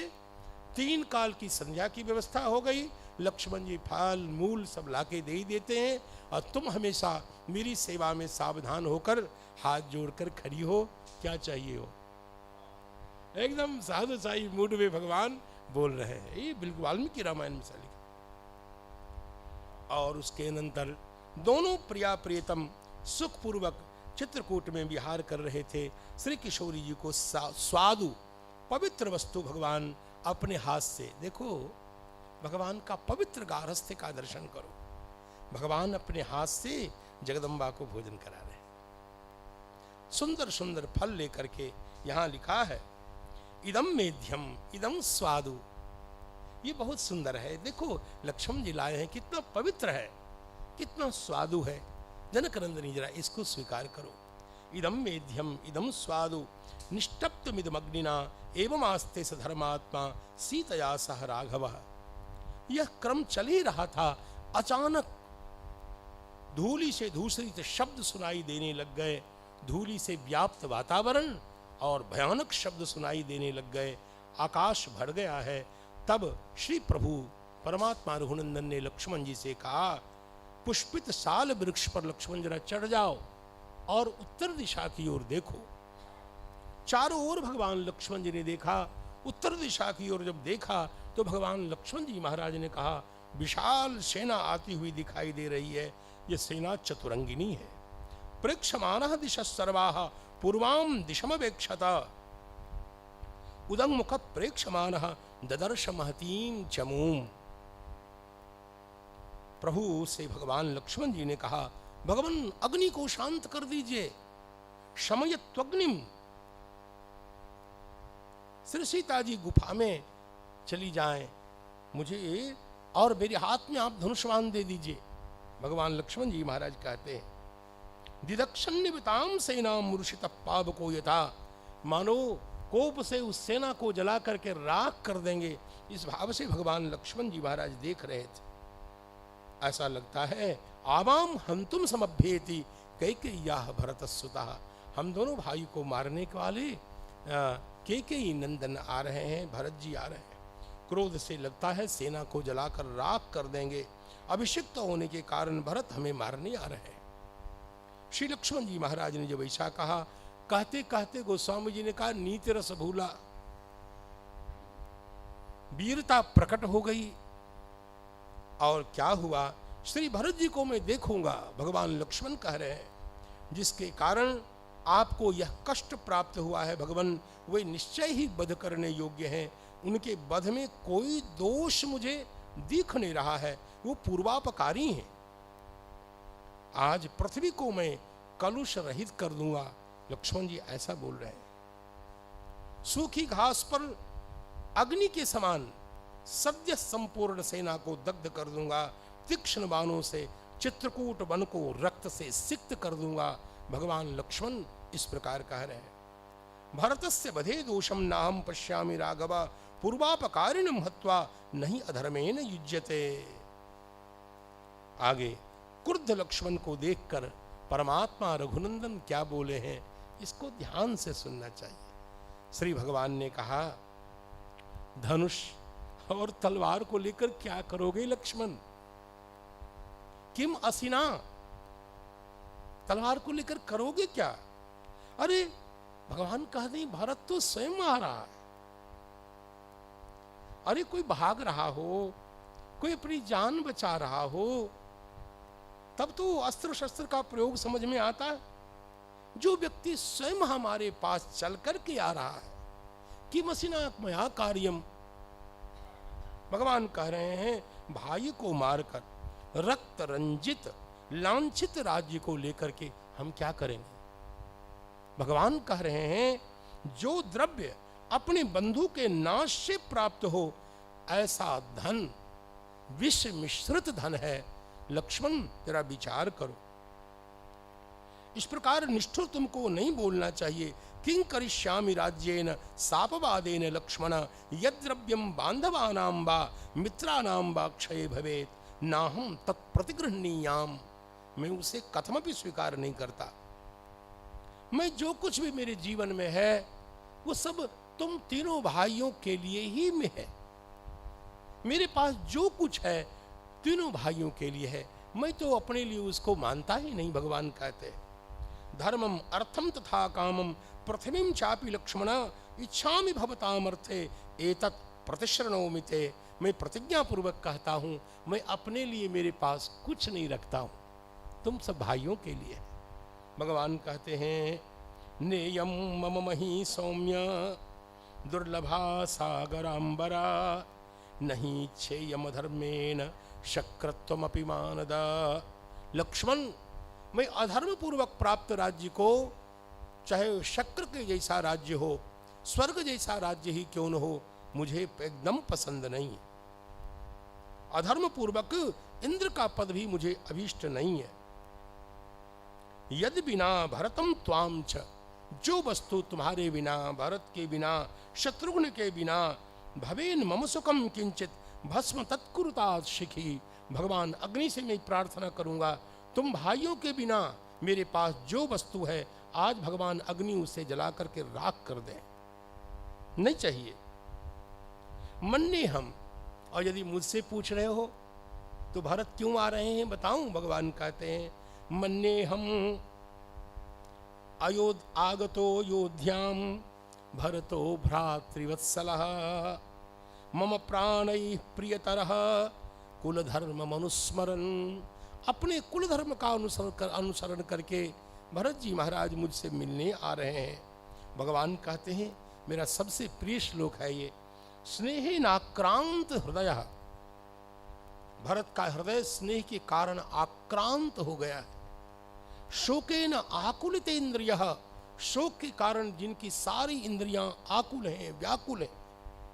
और द्रष्टुम अभ्यागतो ह्येष, वो केवल मेरे दर्शन के लिए आ रहे हैं। भरतो नान्यथा गतः, भरत के आगमन में दूसरा कोई प्रयोजन मुझे दिखाई नहीं दे रहा है। भगवान कहते हैं प्रसाद्य पितरम, भगवान कहते हैं मुझे पूर्ण विश्वास है अपने पिता को मना लिया होगा भरत ने, और दातुम में राज्य आगतः, अयोध्या की समृद्धि लेकर के मेरे चरणों में समर्पित करने के लिए आया है। श्री भगवान भरत जी के लिए ऐसा कहते हैं लक्ष्मण जी से, लक्ष्मण इस प्रकार तुमको निष्ठुर नहीं बोलना चाहिए। विप्रियम कृतपूर्वम में भरतेन कदानुकिम, क्या कभी तुम्हारे जीवन में तुम्हारे लिए भरत ने कोई निष्ठुर काम किया है क्या? और यदि किया नहीं तो तुमने भरत के लिए ऐसी भावना क्यों व्यक्त की? भगवान कहते हैं नहीं ते निष्ठुरम वाच्यो भरतम भरतो नाप्रियम बचः, इसके बाद भरत के लिए कोई एक वाक्य तुम ऐसा बोलोगे तो मैं समझूंगा कि तुमने भरत को नहीं मुझे कहा है। भगवान का वाल्मीकि रामायण का श्लोक है। अहम ह्य प्रिय मुक्तस्याम भरतस्या प्रिय कृते। लक्ष्मण एक बात पूछूं तुमसे, कोई भाई भाई को मारे, भगवान के श्लोक देखिए, कथम नु पुत्राः पितरम हन्येयुः कस्यांचिदापदि, संकट से संकट काल में भी पुत्र पिता को मारे, एक भाई भाई को मारे, हद हो गई। तुम्हारे मन में ऐसी भावना आई क्यों? भगवान लक्ष्मण जी को डांटते हुए कह रहे हैं वक्ष्यामि भरतम दृष्ट्वा राज्यमस्मै प्रदीयताम। श्री भगवान कह रहे हैं लक्ष्मण, भरत जो मेरे सामने आएगा तो सबसे पहले मैं यही कहूंगा कि तुम पूरा का पूरा राज्य लक्ष्मण को दे दो। लक्ष्मण वक्ष्यामि भरतम दृष्ट्वा राज्यमस्मै प्रदीयताम, और मुझे विश्वास है जो ही मेरा वाक्य पूरा होगा उसके द्वितीय क्षण में भरत संपूर्ण अयोध्या की श्री तुम्हारे चरणों में अर्पित कर देगा। मैं भरत को जानता हूं। श्री भगवान कहते हैं, भगवान ऐसा बोल ही रहे थे कि संकोच के कारण श्री भगवान लक्ष्मण जी महाराज अपने ही अंगों में गले जा रहे थे, धसे जा रहे थे। संकोच के कारण वाल्मीकि जी कहते हैं विवेश लज्जया, लज्जा के कारण अपने अंगों में ही घुसे जा रहे थे भगवान के इस वचन को सुनकर के। लक्ष्मण प्रविवेश स्वानि गात्राणि लज्जया। और उसके बाद वाल्मीकि जी कहते हैं लक्ष्मण जरा गौर से देखो, शत्रुंजय नाम का हाथी तो दिख रहा है, लेकिन हाथी के ऊपर छत्र नहीं दिख रहा है। भगवान कह रहे हैं श्वेत छत्र नहीं दिख रहा है, इसलिए मेरे मन में थोड़ी आशंका हो रही है। भीड़ होने के डर से, पर्वत के पास होने के कारण सेना को कुछ दूर रोक दिया है भरत जी महाराज ने, और शत्रुघ्न जी को साथ लेकर भरत जी स्वयं राम आश्रम की ओर चल पड़े हैं। जब तक मैं, भरत जी के मुख से एक ही मंत्र निकल रहा है, जब तक मैं अपने अग्रज राम रघुनंदन के मुखचंद्र का दर्शन नहीं करूंगा, श्री सीता जी के साथ महाभागा भगवती, लक्ष्मण जी के साथ महाभागा भगवती सीता जी के चरण कमल का दर्शन नहीं करूंगा, तब तक मेरे चित्त में शांति नहीं, विश्राम नहीं। लक्ष्मण जी कह रहे हैं, श्री भरत जी कह रहे हैं यावन्न रामं द्रक्ष्यामि लक्ष्मणं वा महाबलम वैदेहीं वा महाभागाम न मे शांतिर्भविष्यति। श्री भरत जी महाराज कहते हैं जब तक मैं उनके चरण कमल में अपने मस्तक को झुका नहीं दूंगा, तब तक मेरे चित्त में विश्राम नहीं, शांति नहीं। जब तक उन्हें राजपद पर अभिषिक्त नहीं कर लूंगा, तब तक मेरे चित्त में विश्राम नहीं। यावन्न चरणो भ्रातुः पार्थिव व्यंजनान्वितो शिरसा प्रग्रहिष्यामि न मे शांतिर्भविष्यति। इस प्रकार श्री भरत जी चिंतन करते हुए आ रहे हैं, राम आश्रम की ओर आ रहे हैं। धन्य है मैथिली जो उनका अनुगमन निरंतर करती हैं। धन्य है यह चित्रकूट पर्वत जो कुबेर के समान परमात्मा रघुनंदन को धारण कर रहा है। धन्य है ये वन जहाँ भगवान विराजते हैं।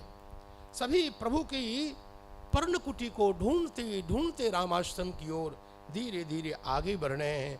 भगवान वाल्मीकि जी कहते हैं, जब आश्रम के लक्षण दिखाई देने लग गए, आश्रम के लक्षण, मन्ने प्राप्तास्म तम देशम भरद्वाजो यमब्रवीत। ऋषि भरद्वाज ने जिस स्थान को बताया था, सारे लक्षण वही दिखाई दे रहे हैं, यही भगवान होंगे, ऐसा उनको लगा। यही मैं अपने भाई का दर्शन कर सकूंगा। अत्राहम पुरुषव्याघ्रम गुरु सत्कारकारिणम आर्यम द्रक्ष्यामि समदृष्टम महर्षि में बराघवम। महर्षि के समान भगवान रघुनंदन का मैं यहाँ दर्शन कर सकूंगा। और जब मंदाकिनी के ठीक पास देखा है, दूर से श्री भगवान दिख गए हैं, तब कहने लगे, मत कृते व्यसनम प्राप्तम। मेरे कारण श्री भगवान को इतना दारुण कष्ट प्राप्त हुआ है। लोकनाथो महाद्युति सर्वान कामान परित्यज्य, समस्त सुख सौविध्य का परित्याग करके वने वसति राघव। भरत जी ऐसा कह के विलाप करने लग गए और कहते हैं, रामम तस्य पतिस्यामि। यहाँ एक शब्द देखिए, मैं भगवान के चरण कमल में वंदन करूंगा, गिर जाऊंगा चरण में। और सीताया लक्ष्मणस्य च, भगवती जनकनंदिनी को तो प्रणाम करूंगा ही करूंगा, मैं लक्ष्मण के चरणों में भी प्रणाम कर लूंगा। ये शब्द बड़ा हृदय स्पर्शी शब्द है। अर्थात जो निरंतर भगवान की सेवा कर रहा है, वो मेरे लिए वंदनीय है, मेरा पूजनीय है। भरत जी कह रहे हैं, एवं सबिल्पम तस्य बने दशरथात्मजः। और भरत जी की दृष्टि पड़ गई भगवान की पर्णशाला के ऊपर।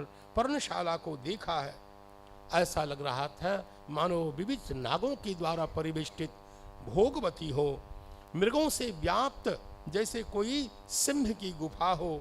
और उटजे सुखमासीनम जटामंडलधारिणम, उस उटज में जटामंडल को धारण करने वाले रघुनंदन राम को पीछे से भरत जी महाराज ने देखा है।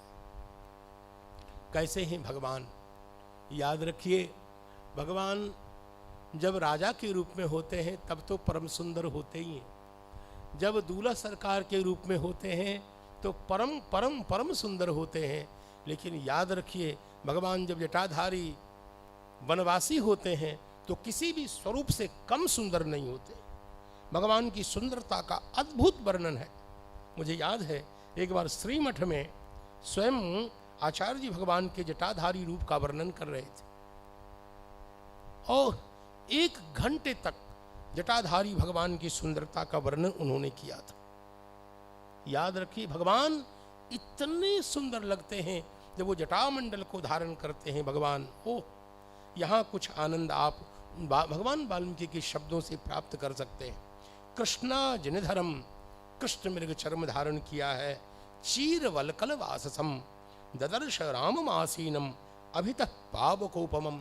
धधकती अग्नि की ज्वाला के समान महान तेजस्वी भगवान रघुनंदन को श्री भरत जी ने देखा है। सिंह स्कंधम, सिंह के समान उन्नत स्कंध है जिनका, जानू पर्यंत लंबायमान विशाल भुजदंड है जिनका,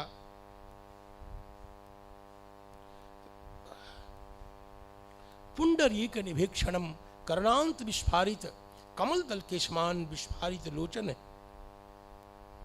भरत जी कहते हैं, पृथ्वी सागरांत जो पृथ्वी है, तावत तावान भाग के एकमात्र अधीश्वर भगवान राम यहां विराजमान।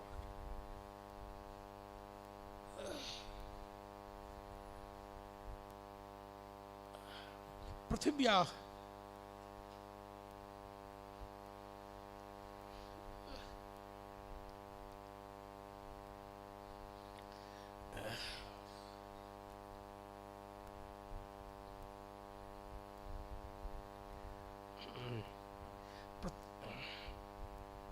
पृथिव्या सागरांताया भर्तारम धर्मचारिणम।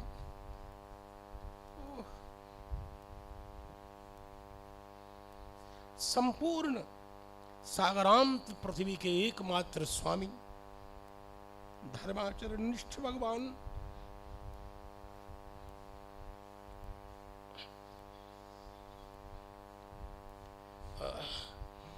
उपविष्टम, भगवान आनंद से विराजमान है, उपविष्ट हैं, स्थंडिल पर विद्यमान है भगवान। थोड़ी सी ऊंची वेदिका बनाई हुई है, श्री भगवान उस पर विराजमान हैं। ऐसा लग रहा है मानो मूर्तिमान पितामह श्री प्रजापति ब्रह्मा विद्यमान हो, चारों तरफ से ऋषि मुनि महात्मा श्री भगवान को घेर करके अवस्थित। तम दृष्ट्वा स्थंडिले दर्भ संस्तीर्णे, चटाई जहां बिछी हुई है, कैसी? कहा कुश की चटाई बिछी हुई है, भगवान विराजमान हैं श्री जनकनंदिनी के साथ, श्री भगवान लक्ष्मण जी के साथ। मैंने 3-4 श्लोक छोड़ दिया है। तम दृष्ट्वा भरत श्रीमान शोक मोह परिप्लुतः, शोक और मोह से कंठ तक आच्छन्न श्री भरत जी महाराज ने भगवान को देखा। देखते ही भरत जी दौड़ पड़े। अभ्यधावत धर्मात्मा भरत केकई सुतः, और दृष्टे बिरलापार्तः, आर्त होकर भरत जी महाराज जोर जोर से विलाप करने लगे। बाष्प संदिग्धया गिरा, भाव से इतने पूरित हो गए भरत जी कि कंठ से ध्वनि नहीं निकल रही है। अश्रु से पूरित गदगद कंठ से श्री भरत जी महाराज ने क्या कहा है? अशकुनवन बारई तुम, नेत्र के अश्रु को बार बार रोकना चाह रहे हैं लेकिन रोक नहीं पा रहे हैं। अशक्नुवन बारई तुम धैर्यात वचनम अब्रुवन, यही वो जगह है जहां मेरी अग्रज भगवान विद्यमान है। यह संसदीय प्रकृति भी छोटे छोटे वन्य पशुओं से घिरे हुए और हजारों महात्माओं से घिरे हुए महात्मा मेरे भगवान यहीं विद्यमान है। सोयमास्ते ममाग्रजः, भरत जी कहते सोयम, बताओ जो पुष्प के भार को भी नहीं सह पाते, ऐसे भगवान मेरे कारण इस विशाल जटा के भार को धारण कर रहे हैं। भरत जी कहते हैं बताओ, सोयम जटा भार मिमम सहते राघव कथम, यस्य यज्ञेर यथादिष्ट युक्तो धर्मस्य संचयः, शरीर क्लेश संभूतम सधर्मम परिमार्गते।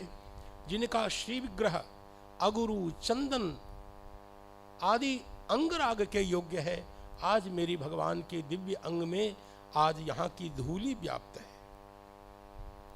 चंदनेन महारहेन यस्यांगम उपसेवितम, आज भगवान का वही श्री विग्रह मलेन धूलि से व्याप्त है।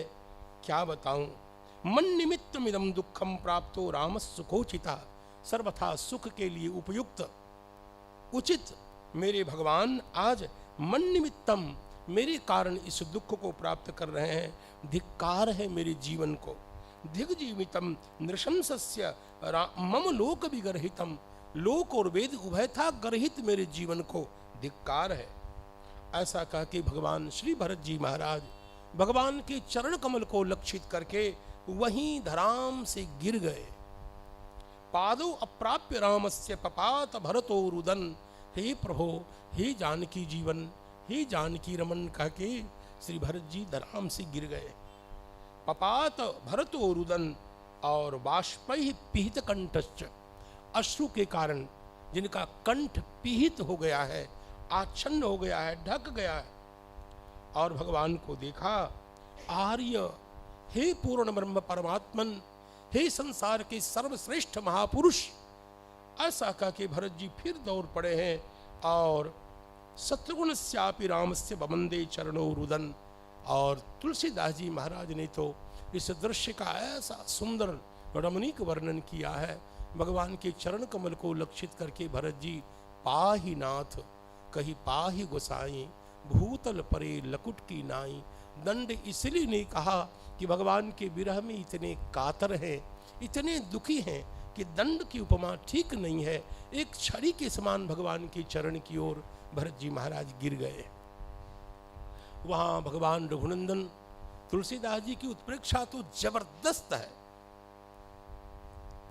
श्री लक्ष्मण जी महाराज को भगवान समझा रहे हैं अब कैसे भरत जी को राजमद छू नहीं सकता है।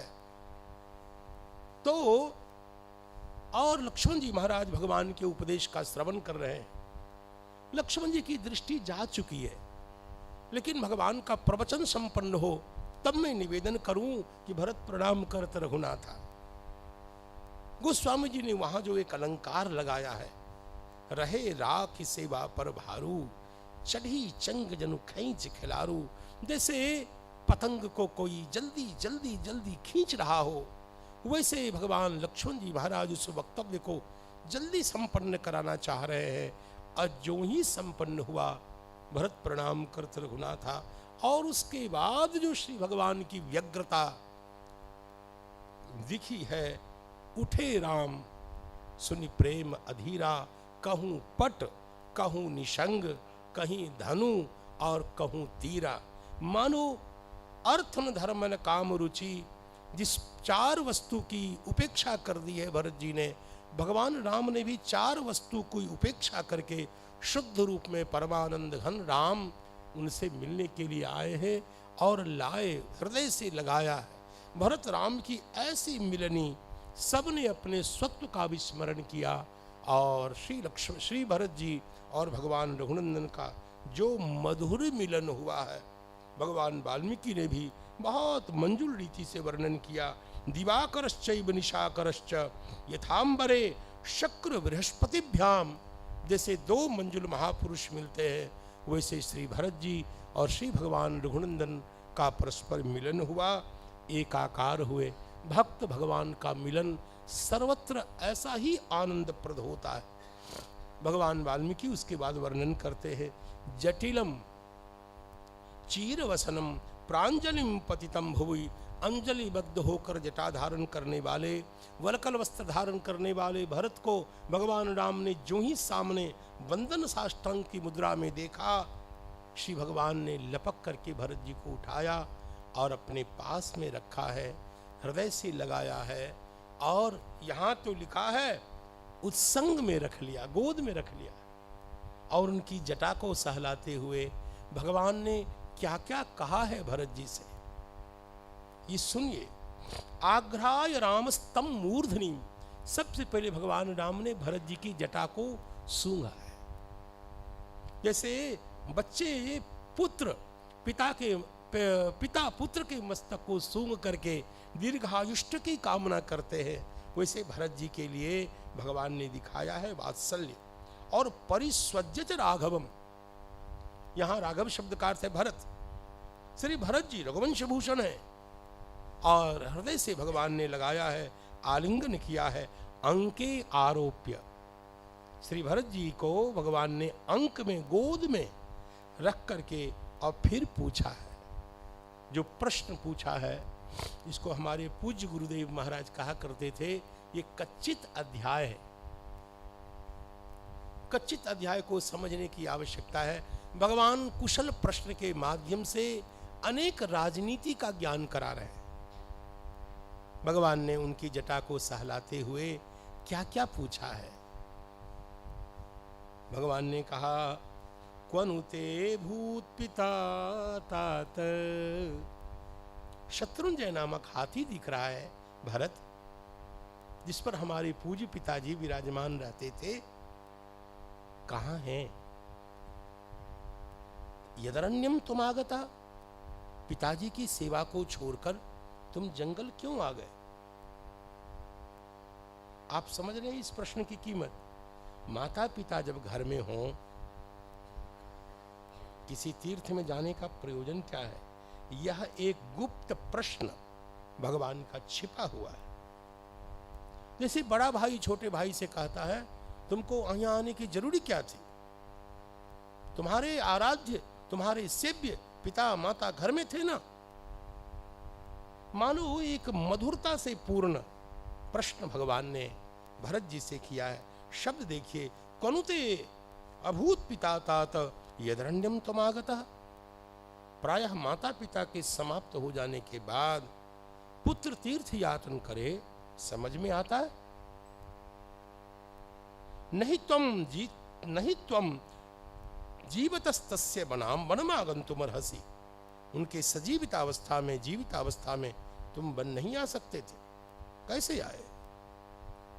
और अगला प्रश्न, ओहो, भगवान कहते हैं, कच्चित् शुश्रूषसे तात पितु सत्य पराक्रम।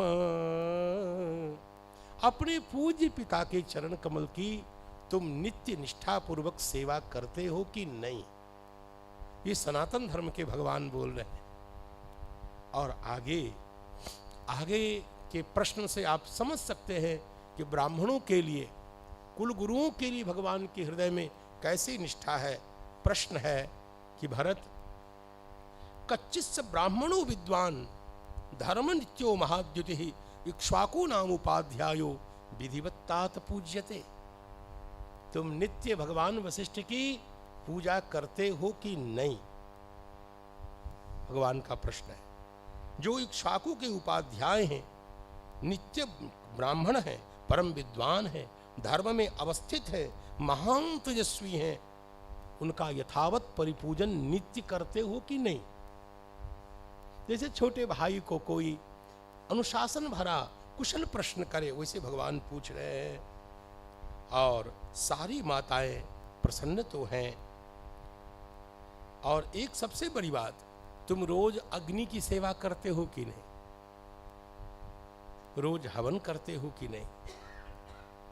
आगे कहते हैं विप्र पूजन तुम नित्य करते हो कि नहीं? भरत, आगे कहते हैं मंत्रियों का समुचित आदर और प्रायः मंत्रियों से उपयुक्त मंत्रणा तुम स्वीकार करते हो कि नहीं? किसी काम को लंबा तो नहीं खींचते। भगवान इसी बहाने से भरत जी को राजनीति की भी शिक्षा दे रहे हैं। किसी काम को लंबा नहीं। एक प्रशासक को जैसे ट्रेनिंग होती है ना, कोई अधिकारी बनता है तो उनकी एक ट्रेनिंग का एक समय होता है, वहाँ जाकर प्रशासन करने वालों की विधि बताई जाती है। वैसे भगवान बता रहे हैं। और एक मूल्यवान श्लोक, कच्चित सहस्रैर मूर्खानाम एक मिच्छसि पंडितम। 1000 मूर्खों की अपेक्षा एक पंडित का समादर करते हो कि नहीं? ये प्रजातंत्र की ऐसी की तैसी करता हुआ श्लोक है। और प्रजातंत्र का क्या मतलब? भीड़ तंत्र। अरे भीड़ तंत्र ही तो प्रजातंत्र है, और क्या है? हमने अभी व्यवस्था के अनुसार उसको हवा बना रखा है, उसकी आरती कर रहे। लेकिन भगवान राम इस प्रजातंत्र को इस रूप में नहीं मान रहे हैं। श्लोक देख लीजिए, कच्चित सहस्रैर मूर्खानाम एक मिच्छसि पंडितम। 1000 मूर्ख एक तरफ, एक विद्वान यदि बोल रहा है, हम उसके वचन का आदर करेंगे। करते हो कि नहीं? आगे कहते हैं तुम्हारे मंत्री सब प्रामाण्य को बताते हैं कि नहीं? सही तुमसे छल तो नहीं करते? उनका परीक्षण करते रहते हो कि नहीं? इत्यादि। आगे भगवान कहते हैं श्रेष्ठ कर्म को लंबा तो नहीं खींचते, श्रेष्ठ कर्म में अपने को नियुक्त करते हो कि नहीं? वैद्य आदि का तुम्हारे राज्य में समुचित आदर होता है कि नहीं? और कर्मचारियों को सही समय पर वेतन मिलता है कि नहीं? आप कहेंगे ये सब कहाँ लिखा है? अच्छा है कि सब लोग, अधिकांश अध्यापक लोग ही हैं, और सब इसी प्रकार के शासन प्रशासन से दुखी आत्मा। तो भगवान के इस वचन से सब मुदित हो गए। देखिए लिखा है कच्चित बलस्य भक्तम च वेतनम च यथोचितम। श्लोक संख्या 31-32। वेतन शब्द का ही प्रयोग किया। वेतन वैतनिक का भगवान पाणिनि ने इसका प्रयोग किया। और बल कहते हैं, बल भक्त कहते हैं उनको समय पर वेतन मिले। बल यानी सैनिक को भी। तो कर्मचारियों को कच्चित बलस्य भक्तम च वेतनम च यथोचितम संप्राप्त कालम दातव्यम ददासी। देते हो न विलंब से, विलंब तो नहीं कर रहे हो। भगवान शिक्षा दे रहे हैं। तुम्हारे दूत यथार्थवादी हैं कि नहीं, भरत ये बताना। और सबसे बड़ी बात, जो आस्तिक है और नास्तिक है, दोनों को अपनी दृष्टि में रखना। अयोध्या सभी प्रकार से सुरक्षित है कि नहीं? भौतिक दृष्टि से, भौगोलिक दृष्टि से, सांस्कृतिक दृष्टि से, अंदर और बाहर उभय था। अयोध्या सुरक्षित है कि नहीं, भगवान पूछ रहे हैं। अयोध्या में यथा समय उत्सव आदि मनाए जाते हैं कि नहीं, नगरवासी सुखपूर्वक रहते हैं कि नहीं, तुम्हारी गुप्त बातें प्रकट तो नहीं हो जाती हैं। ये राजनीति की गहन बात है। तुम जो गुप्त बात करते हो, मन में कुछ रखते हो, कहीं तुम्हारे मंत्री आदि के माध्यम से वो बातें व्यक्त तो नहीं हो जाती हैं। प्रजा से प्रातः और नित्य सबसे मिलते हो कि नहीं? राजमार्ग से निकल करके, आजकल के नेता इसको सीख ले, उनका उद्धार हो जाएगा। कई जन्म के पाप जब जमा होते हैं, और कहते हैं भगवान, प्रजा से नित्य प्रातः कुशल क्षेम पूछते हो कि नहीं? और आगे कहते हैं, आर्थिक समीकरण आपका ठीक है कि नहीं? ये देखिए वाल्मीकि रामायण में लाखों वर्ष पहले का दिव्य ग्रंथ है। यहाँ लिखा है, श्लोक बोल देता हूँ, कश्चिन्न श्रद्धाना साम कश्चित गुह्यम न भाषसे मानुषा नाम च भूषितम आयस्ते विपुल कश्चित। आय अधिक और व्यय कम है कि नहीं? व्यय कम होना चाहिए, आय की मात्रा ठीक ठाक रहनी चाहिए। आयस्ते विपुलस्तात कश्चित अल्पतरो व्ययः। आगे कहते हैं, कहीं अपात्र में कोष को लुटाते तो नहीं हो। भगवान कहते हैं, अदंड को दंडित तो नहीं कर रहे हो, और चोर आदि अपराधियों को सहसा छोड़ तो नहीं देते हो। भगवान आगे कहते हैं, राजाओं में प्रायः 14 दोष देखे जाते हैं, उन दोषों से युक्त तो नहीं हो गए हो। भगवान ठीक, भगवान जानते हैं कि भरत कैसे, अभी तो लक्ष्मण जी को डांट लगाई है। भरत जी के स्वरूप को तात्विक रूप से जानते हैं। हमें लगता है हम जैसे लोगों को राजनीति और राजधर्म का बोध कराने के लिए भगवान ये भरत जी के बहाने से हम लोग को सिखा रहे हैं। कच्चित स्वादु कृतम भोज्यम एको नाशनासी राघव। बढ़िया सुंदर पदार्थ को बिना बांटे अकेले कमरा लगा करके जज जज सीताराम ऐसा तो नहीं कर देते हो। कुल परंपरा के अनुरूप व्यवहार रखे हो कि नहीं, आदि आदि भगवान ने पूछा है। और मुख्य प्रश्न जो असमाहित ही रह गया था, भगवान ने कहा, यन्निमित्तमिमं देशम कृष्ण जटाजिना कृष्णाजिन जटाधरः हित्वा राज्यम प्रविष्टस्त्वं तत्सर्वं वक्तुमर्हसि। भरत, जिस कारण से तुमने जटा धारण की है और तुमने कृष्ण मृग चर्म को वलकल वस्त्र को धारण किया है, आप बताओ, राज्यम हित्वा, प्राप्त राज्य का परित्याग करके तुम वन में प्रविष्ट हो गए, यहां आ गए, क्या कारण है? भगवान ने पूछा।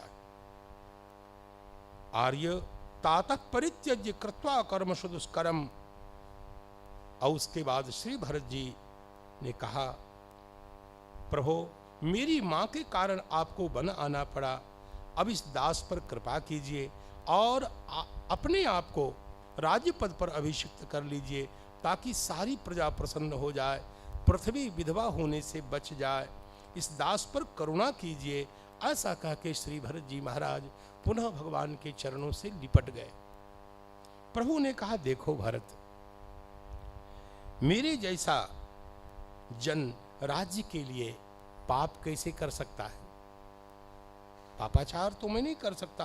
भरत, तुम में किंचित भी दोष नहीं है, किंचित भी दोष का स्पर्श नहीं है, और नहीं मां की तुम निंदा कर सकते हो। नहीं नहीं, बिल्कुल नहीं, क्योंकि प्रत्येक मां, भगवान का तर्क देखिए, प्रत्येक मां को ये अधिकार है वो अपने बेटे का उत्कर्ष चाहे और उत्कर्ष के लिए प्रयास करे। श्री कैकेयी माता को भगवान पूर्णतः निर्दोष मानते हुए कह रहे हैं, प्रत्येक मां को अधिकार है वो अपने पुत्र का उत्कर्ष चाहे और तदनुसार चेष्टा भी करे। इसलिए मैं कैकेयी मां में किंचित भी दोष का दर्शन कर ही नहीं रहा हूं। श्री भगवान ने कहा, मेरी दृष्टि में मां और पिता में कोई अंतर नहीं होता, बन जाने का आदेश दिया है, अतः मैं उनके आदेशानुसार उनके आदेश का उल्लंघन नहीं कर सकता। तुम अयोध्या में राज्य करो भरत, तथा मैं दंडकारण्य में निवास करूंगा। इस प्रकार दोनों अपने नियत कर्तव्य का पालन करें, यही सर्वथा उचित है। सच प्रमाणम धर्मात्मा राजा लोक गुरुस्तवा, हमारे जो पूज्य पिता हैं वो परम प्रमाण है। आजकल के पढ़े लिखे बच्चे इस पंक्ति के अर्थ को कितना समझ पाए भगवान जाने। जब गोस्वामी जी भी कहते हैं उचित के अनुचित किए विचारो, माता पिता के वचन माता पिता ने कह दिया तो कह दिया, वो अपने आप में एक धर्म है। भगवान परशुराम ने अपने चेष्टा से अपने चरित्र से इसको मुहर लगा दी है। आजकल के बच्चे धर्म की व्याख्या औचित्य के आधार पर करते हैं, ये सबसे घातक स्थिति है। धर्म हमारे विवेक से निर्धारित नहीं होता, धर्म के विषय में केवल शास्त्र प्रमाण होते हैं। तस्मात् शास्त्रम प्रमाणम ते कार्य कार्य व्यवस्थित हो। मनुष्य की बुद्धि स्वस्थ होती ही नहीं है। भ्रम प्रमाद विप्रलिप्सा करना पाठव, जिसकी बुद्धि में विद्यमान हो ऐसा व्यक्ति अपने विवेक के आधार पर धर्म का निर्णय करे। अरे तू तो रोगी हो, पहले स्वास्थ्य ठीक करो, बाद में धर्म का प्रवचन करना। तो भगवान कहते मेरे पिता अपने आप में प्रमाण है, उन्होंने जो कह दिया वही हमारे लिए धर्म है, हमें और किसी समीक्षा की कोई जरूरी नहीं है। देखो इसको कहते हैं पितृभक्ति। भगवान कहते हैं सच प्रमाणम धर्मात्मा राजा लोकगुरुस्तवा, पित्रा दत्तम यथा भागम उपभोक्तुम तुमर्हसि, पिता द्वारा प्रदत्त राज्य का तुम उपभोग करो, तुम एकदम निष्पाप, कोई पाप कोई अनुचित का स्पर्श तुम में हो ही नहीं सकता। कार्याकारी में शास्त्र ही सबसे बड़ा प्रमाण होता है, वह प्रमाण अभी इस परिस्थिति में हमारे पूज्य पिताजी। श्री भरत जी महाराज चरण से लिपट करके बोलने लगे, भगवन किम में धर्माद् विहीनस्य राजधर्म करिष्यति। भरत जी कहते हैं अग्रज सेवा रूपी धर्म से रहित विहीन पुरुष राजधर्म का परिपालन क्या करेगा। जो अग्रज की सेवा रूपी कृत्य का संपादन नहीं कर सका वो राजधर्म क्या करेगा। भगवान ये शाश्वत धर्म है, ज्येष्ठ भाई के रहते छोटा भाई राजा नहीं हो सकता है। भगवान ननिहाल में था और तथा जब आप वन में पधार गए क्यों ही पिता शोक के कारण स्वर्ग पधार गए। श्री भरत जी ने जो ही ऐसा कहा और यह कहा भगवान उत्तिष्ठ पुरुष व्याघ्र क्रियतामुदकंपितुः, हम दोनों ने उनको जलांजलि दे दी है। हम दोनों का मतलब भरत और शत्रुघ्न, हम दोनों ने उनको जलांजलि दे दी है। अब आप उनको जलांजलि अर्पित करें, क्योंकि प्रिय के द्वारा दिया गया जल अत्यंत अक्षय आनंद देता है, इसलिए आप अपने पूज्य पिता को जलांजलि प्रदान करें। त्वामेव शोचन तब दर्शने इप्सुः त्वय्येव शक्ताम अनिवर्त्य बुद्धिम त्वया विहीनस्तव शोकरुग्णः त्वाम संस्मरन् एव गतः पिता ते। भरत जी कहते हैं आपको ही सोचते हुए, आपको याद करते हुए, आपके ही दर्शन की कामना से, आप में ही जिनकी बुद्धि संसक्त हो गई थी और आपसे विहीन, आपके ही शोक में रुग्ण और आपका स्मरण करते हुए आपके पूज्य पिताजी ने शरीर को छोड़ा है, इसलिए आपके द्वारा प्रदत्त जल उनके लिए अक्षय सुख देने वाला होगा, अक्षय आनंद देने वाला होगा। इसलिए हे रघुनंदन आप पहले अपने पूज्य पिता को जलांजलि प्रदान करें, ऐसा भरत जी महाराज ने कहा।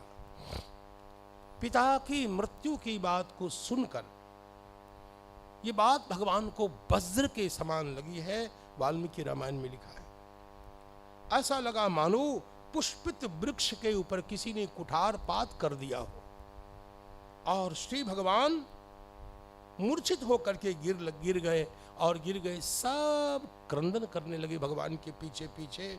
और बाद में भगवान को जिस किसी प्रकार से जल सिंचन आदि करके जनक नंदिनी आदि ने सब ने उनको उनकी मूर्छा भंग करके उनको जगाया। और तब परमात्मा रघुनंदन ने कहा अयोध्या जाकर अब मैं क्या करूंगा। वाग्वज्रम भरतेनोक्तम अमोघ्यम परंतपः प्रगृह्य रामो बाहु वै पुष्पितांग इव द्रुमः। भगवान कहते हैं अब क्या करूंगा अयोध्या जाकर। पिता के बिना कौन अयोध्या में मेरा पालन करेगा? धिक्कार है मुझको, मैं कैसा अभागा पुत्र हूँ। भगवान ऐसा कहते हैं जो मेरे शोक में समाप्त हो गए, अब मैं उनको जलांजलि नहीं दे सका, मैं उनका संस्कार तक नहीं कर सका। श्री भगवान इस प्रकार विलाप करते हैं, धन्य है भरत, तुमने पूज्य पिताजी का संस्कार किया, अब कौन हमें संभालेगा? श्री किशोरी जी से भगवान कहने लगे, हे मिथिलेश राजनंदिनी, अब तुम ससुर रहित हो गई हो।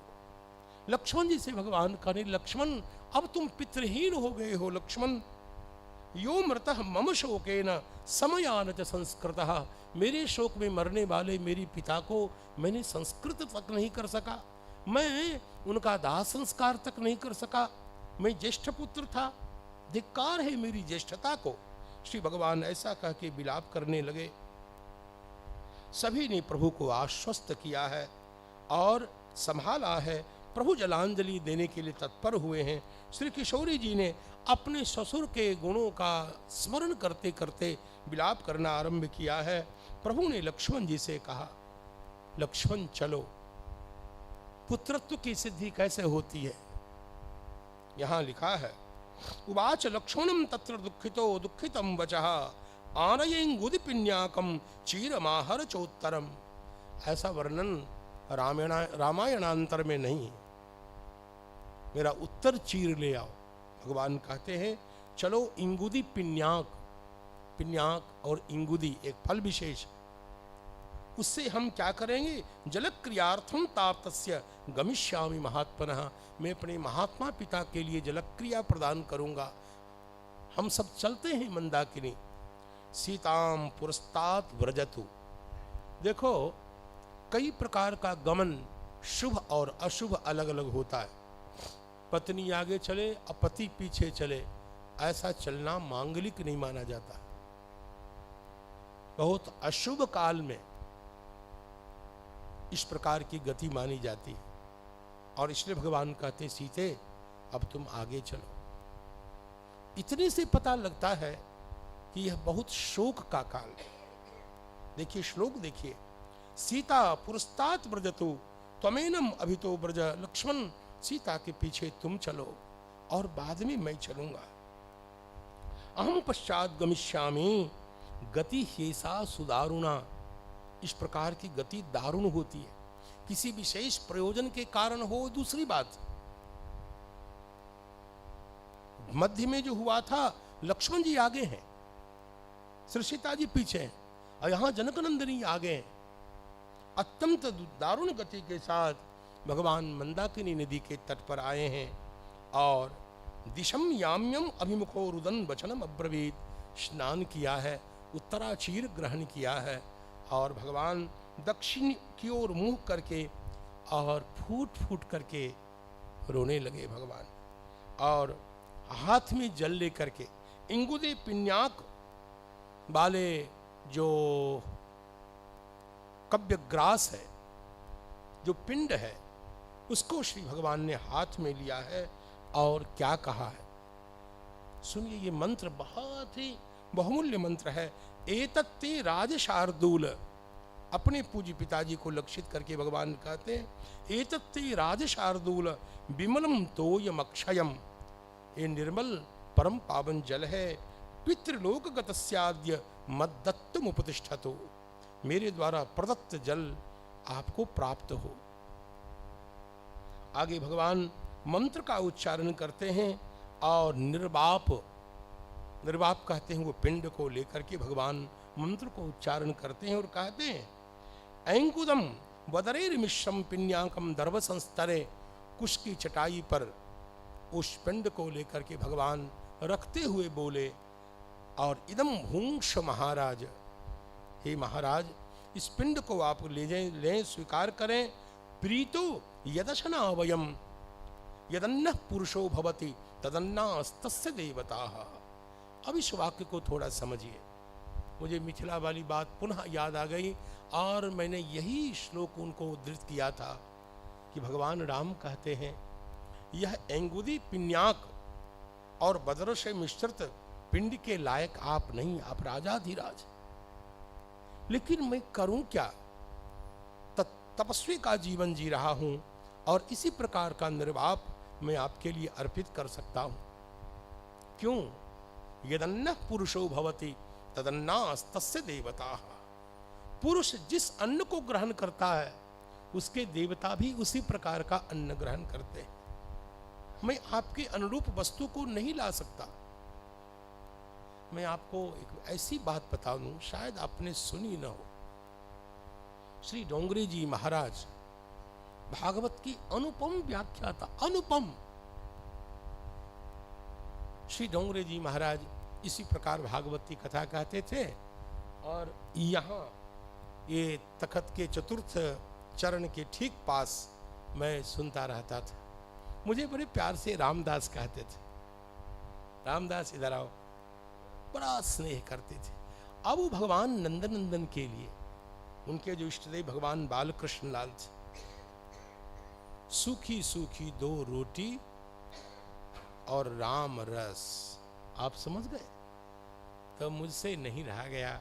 एक दिन मैंने कहा, महाराज जी आपके भगवान, वो जानते थे ये थोड़ा बदमाश भी है, चिढ़ाता भी, कहा आपके भगवान तो माखन मिश्री के रसिक है, ये क्या इनको पवाते हैं।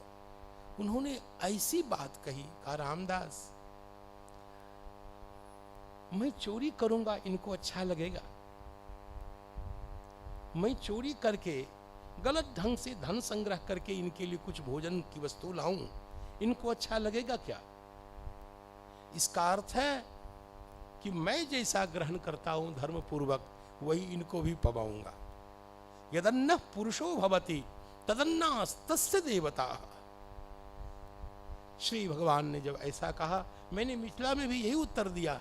यदि भगवान ऐसी किसी वस्तु का ग्रहण करते तो पिता को पिंडदान करते समय भगवान इस मंत्र का उच्चारण नहीं करते, यदन्न पुरुषो भवति तदन्नास्तस्य देवता।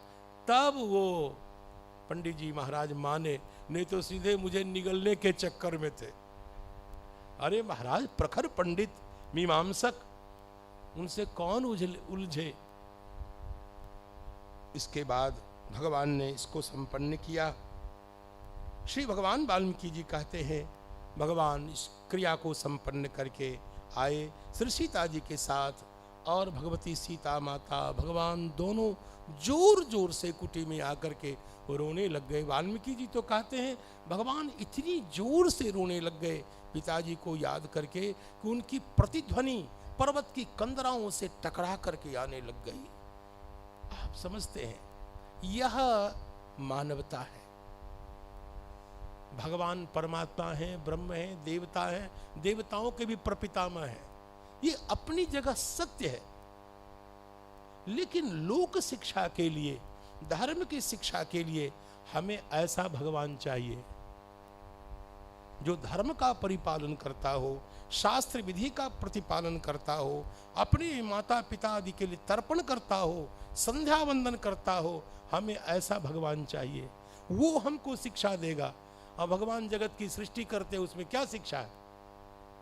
जगत की सृष्टि करते हैं, जगत का पालन करते हैं, जगत का संहार करते हैं। आप बनाएंगे सेतु पर पुल, और सेतु पर और समुद्र पर सेतु निर्माण आप करेंगे, ये शिक्षा मिलेगी। और वृंदावन बिहारी से हम ये सीखेंगे कि गिरिराज जी को कनिष्ठ का उंगली पर उठा लो, ये शिक्षा की बात है। धर्म परिपालन में किंचित भी प्रमाद नहीं करना चाहिए, यह शिक्षा भगवान राम देते हैं। तो भैया आगे की कथा सुनने से पहले सिया राम 2 बार हरिनाम संकीर्तन कर लें।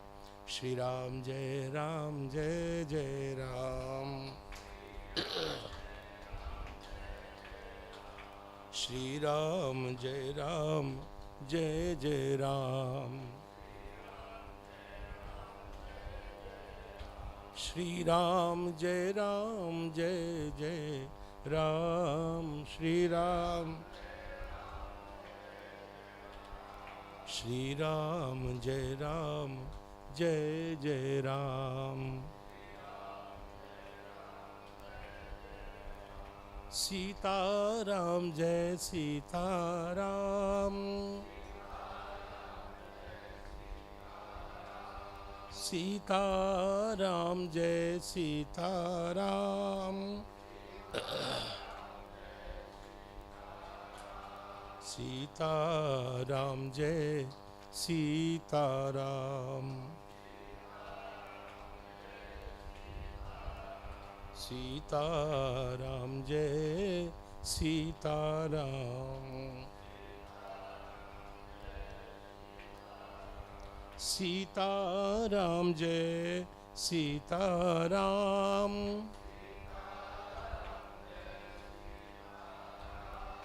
सीताराम जय सीताराम, सीताराम जय सीताराम।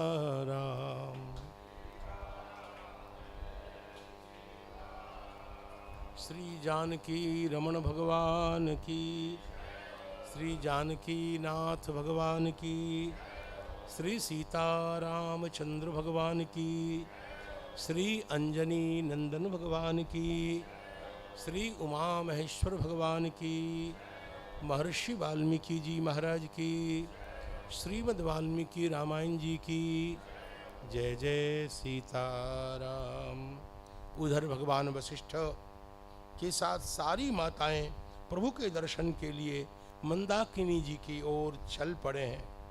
इतः सुमित्रे पुत्रस्त्वं सदा जलमतीन्द्रतः स्वयं हरति सौमित्रिर मम पुत्रस्य कारणात्। कहते हैं देखो ये वो मंदाकिनी है जहाँ से लक्ष्मण जी महाराज रोज कंधे पर मंदाकिनी जी का जल लेकर के भगवान की सेवा में उपस्थित होते हैं। रामानुजाचार्य महाराज भी थे तो वो भी श्री रंगनाथ भगवान की सेवा के लिए कावेरी के जल को लेकर के चलते थे। ये भी रामानुज हैं, वो तो रामानुज हैं ही।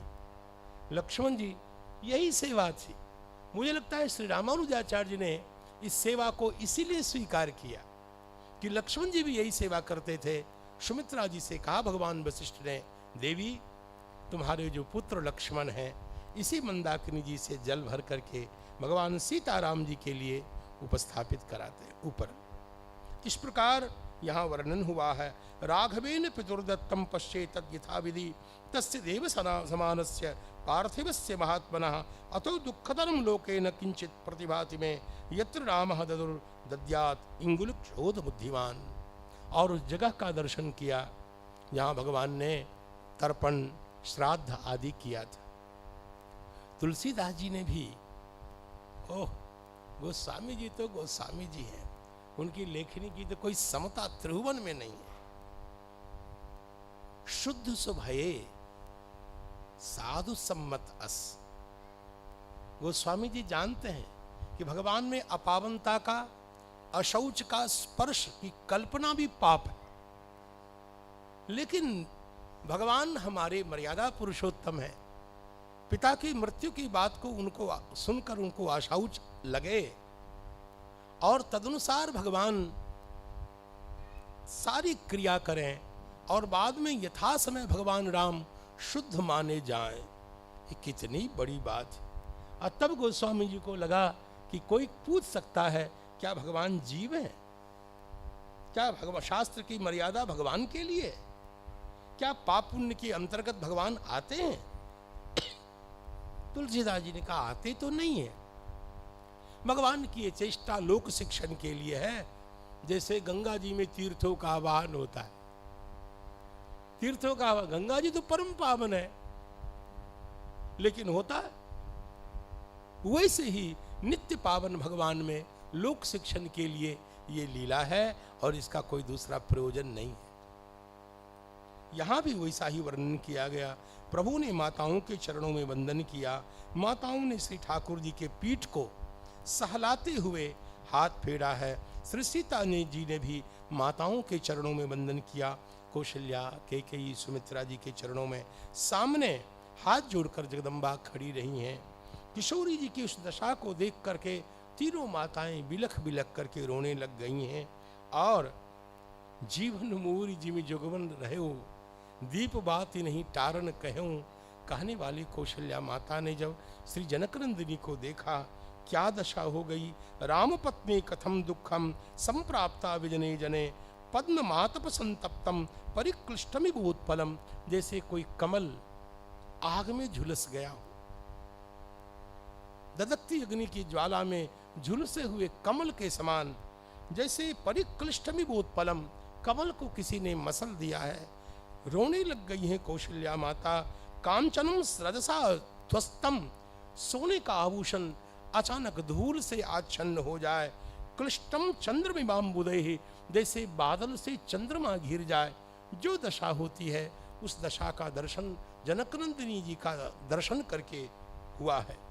मुखम ते प्रेक्षमाम शोको दहत्यग्निर्वाश्रयम, जैसे आग लकड़ी को जला देती है, वैसे श्री सीता जी को देखकर मेरे मन में वह संताप हुआ है, मानो वो संताप मुझे ही जला करके राख कर देगा। प्रभु ने श्री वशिष्ठ भगवान को प्रणाम किया है। रात्रि में सभी आश्रम में निवास करते हैं। प्रातः काल श्री भरत जी महाराज भगवान के चरण कमल में वंदन करके निवेदन करते हैं, भगवन तद्ददामि तवै वाहम भुंक्षराज मकंटकम, मेरी पूज्य पिता ने मेरी माँ को दिया राज्य, मेरी माँ ने मुझे दिया, और भगवान अब मैं वही राज्य आपके चरणों में समर्पित करने आया हूँ।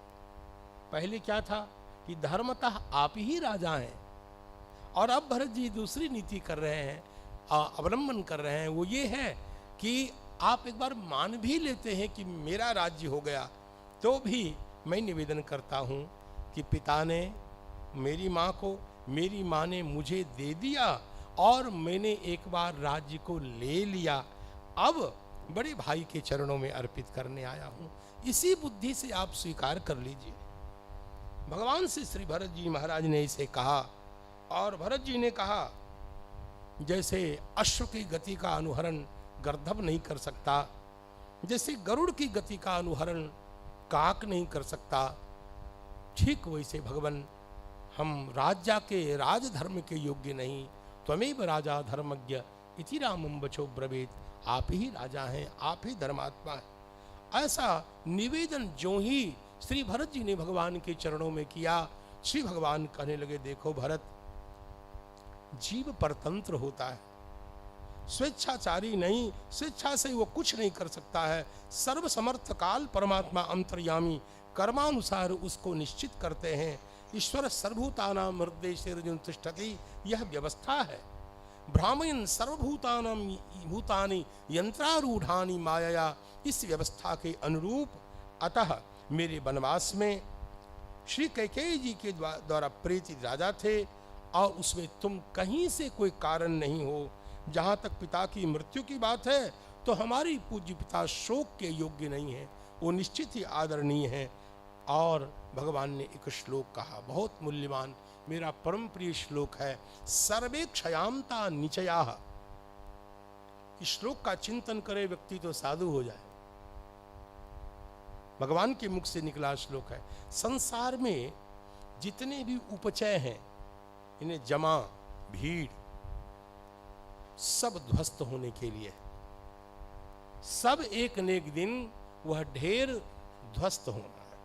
सर्वे क्षयामता निचयाः और पतनामता समुच्छ्रयाः, जितने समुच्छ्रय हैं सब अंतिम में पतन पर्यवसायी हैं, पतन में पर्यवसान होना ही होना है। और आगे कहते हैं संयोगाः विप्रयोगान्ताः, संसार में जितने भी संयोग हैं, पत्नी पत्नी हो, बेटा बेटा हो, बेटा बाप हो, कोई भी गुरु चेला हो, जज जज सीताराम, संयोगाः विप्रयोगान्ताः, सारे संयोग आज या न कल अलग होंगे। हमारा आपका मिलना कैसा है, पिता पुत्र का मिलना कैसा है, पति पत्नी का मिलना कैसा है। श्री भगवान ने कहा, सुनो भरत, दो लकड़ी जल के प्रवाह में अलग अलग बहती हुई आ रही है। संयोग से तरंगों की गति के कारण दोनों लकड़ी सट गई, और उधर से एक ऐसी तरंग, ऐसा कुछ जल प्रवाह आया, फिर दोनों बिछुड़ गए। तो हम लोगों का मिलना वैसा ही है। जितने संयोग हैं सब अलग होने के लिए हैं। कहां गई पूर्व जन्म वाली पत्नी जिसके बिना नींद नहीं आती थी, गई। कहां गई? तो जित संयोगा विप्रयोगांता, वाल्मीकि रामायण का बहुत मूल्यवान श्लोक है। जितने संयोग हैं सब वियोग के लिए ही हैं। और ये भ्रम है कि हम लोग जुड़े हुए हैं। एक उधर से झटका आएगा, तोता इधर मैना इधर। संयोगा विप्रयोगांता और मरणांतम च जीवनम। हम आप जीवित हैं यह आश्चर्य है। जीवन आश्चर्य है, मरना स्वाभाविक है। मरना स्वाभाविक है, हम लोग जी कैसे रहे हैं ये आश्चर्य है। कल्पना करो, प्राण निकलने के इतने दरवाजे हैं और फिर भी भगवान ने प्राण को अंदर रोक रखा है। अरे किसी वस्तु के बाहर निकलने के लिए एक छिद्र ही काफी है कि नहीं? और 9 द्वार खुले हुए उद्घाटित है और फिर भी प्राण बेचारा अटका हुआ है। और इसी थोड़े देर के अटकान भटकान के चक्कर में हम अरबपति बनने के चक्कर में, देखो मूर्खता की पराकाष्ठा देखो। श्री भगवान समझा रहे हैं, भरत जीवन के रहस्य को समझो। संयोगाः विप्रयोगान्ताः मरणान्तम च जीवनम। भरत, धर्म सबसे मुख्य तत्व है।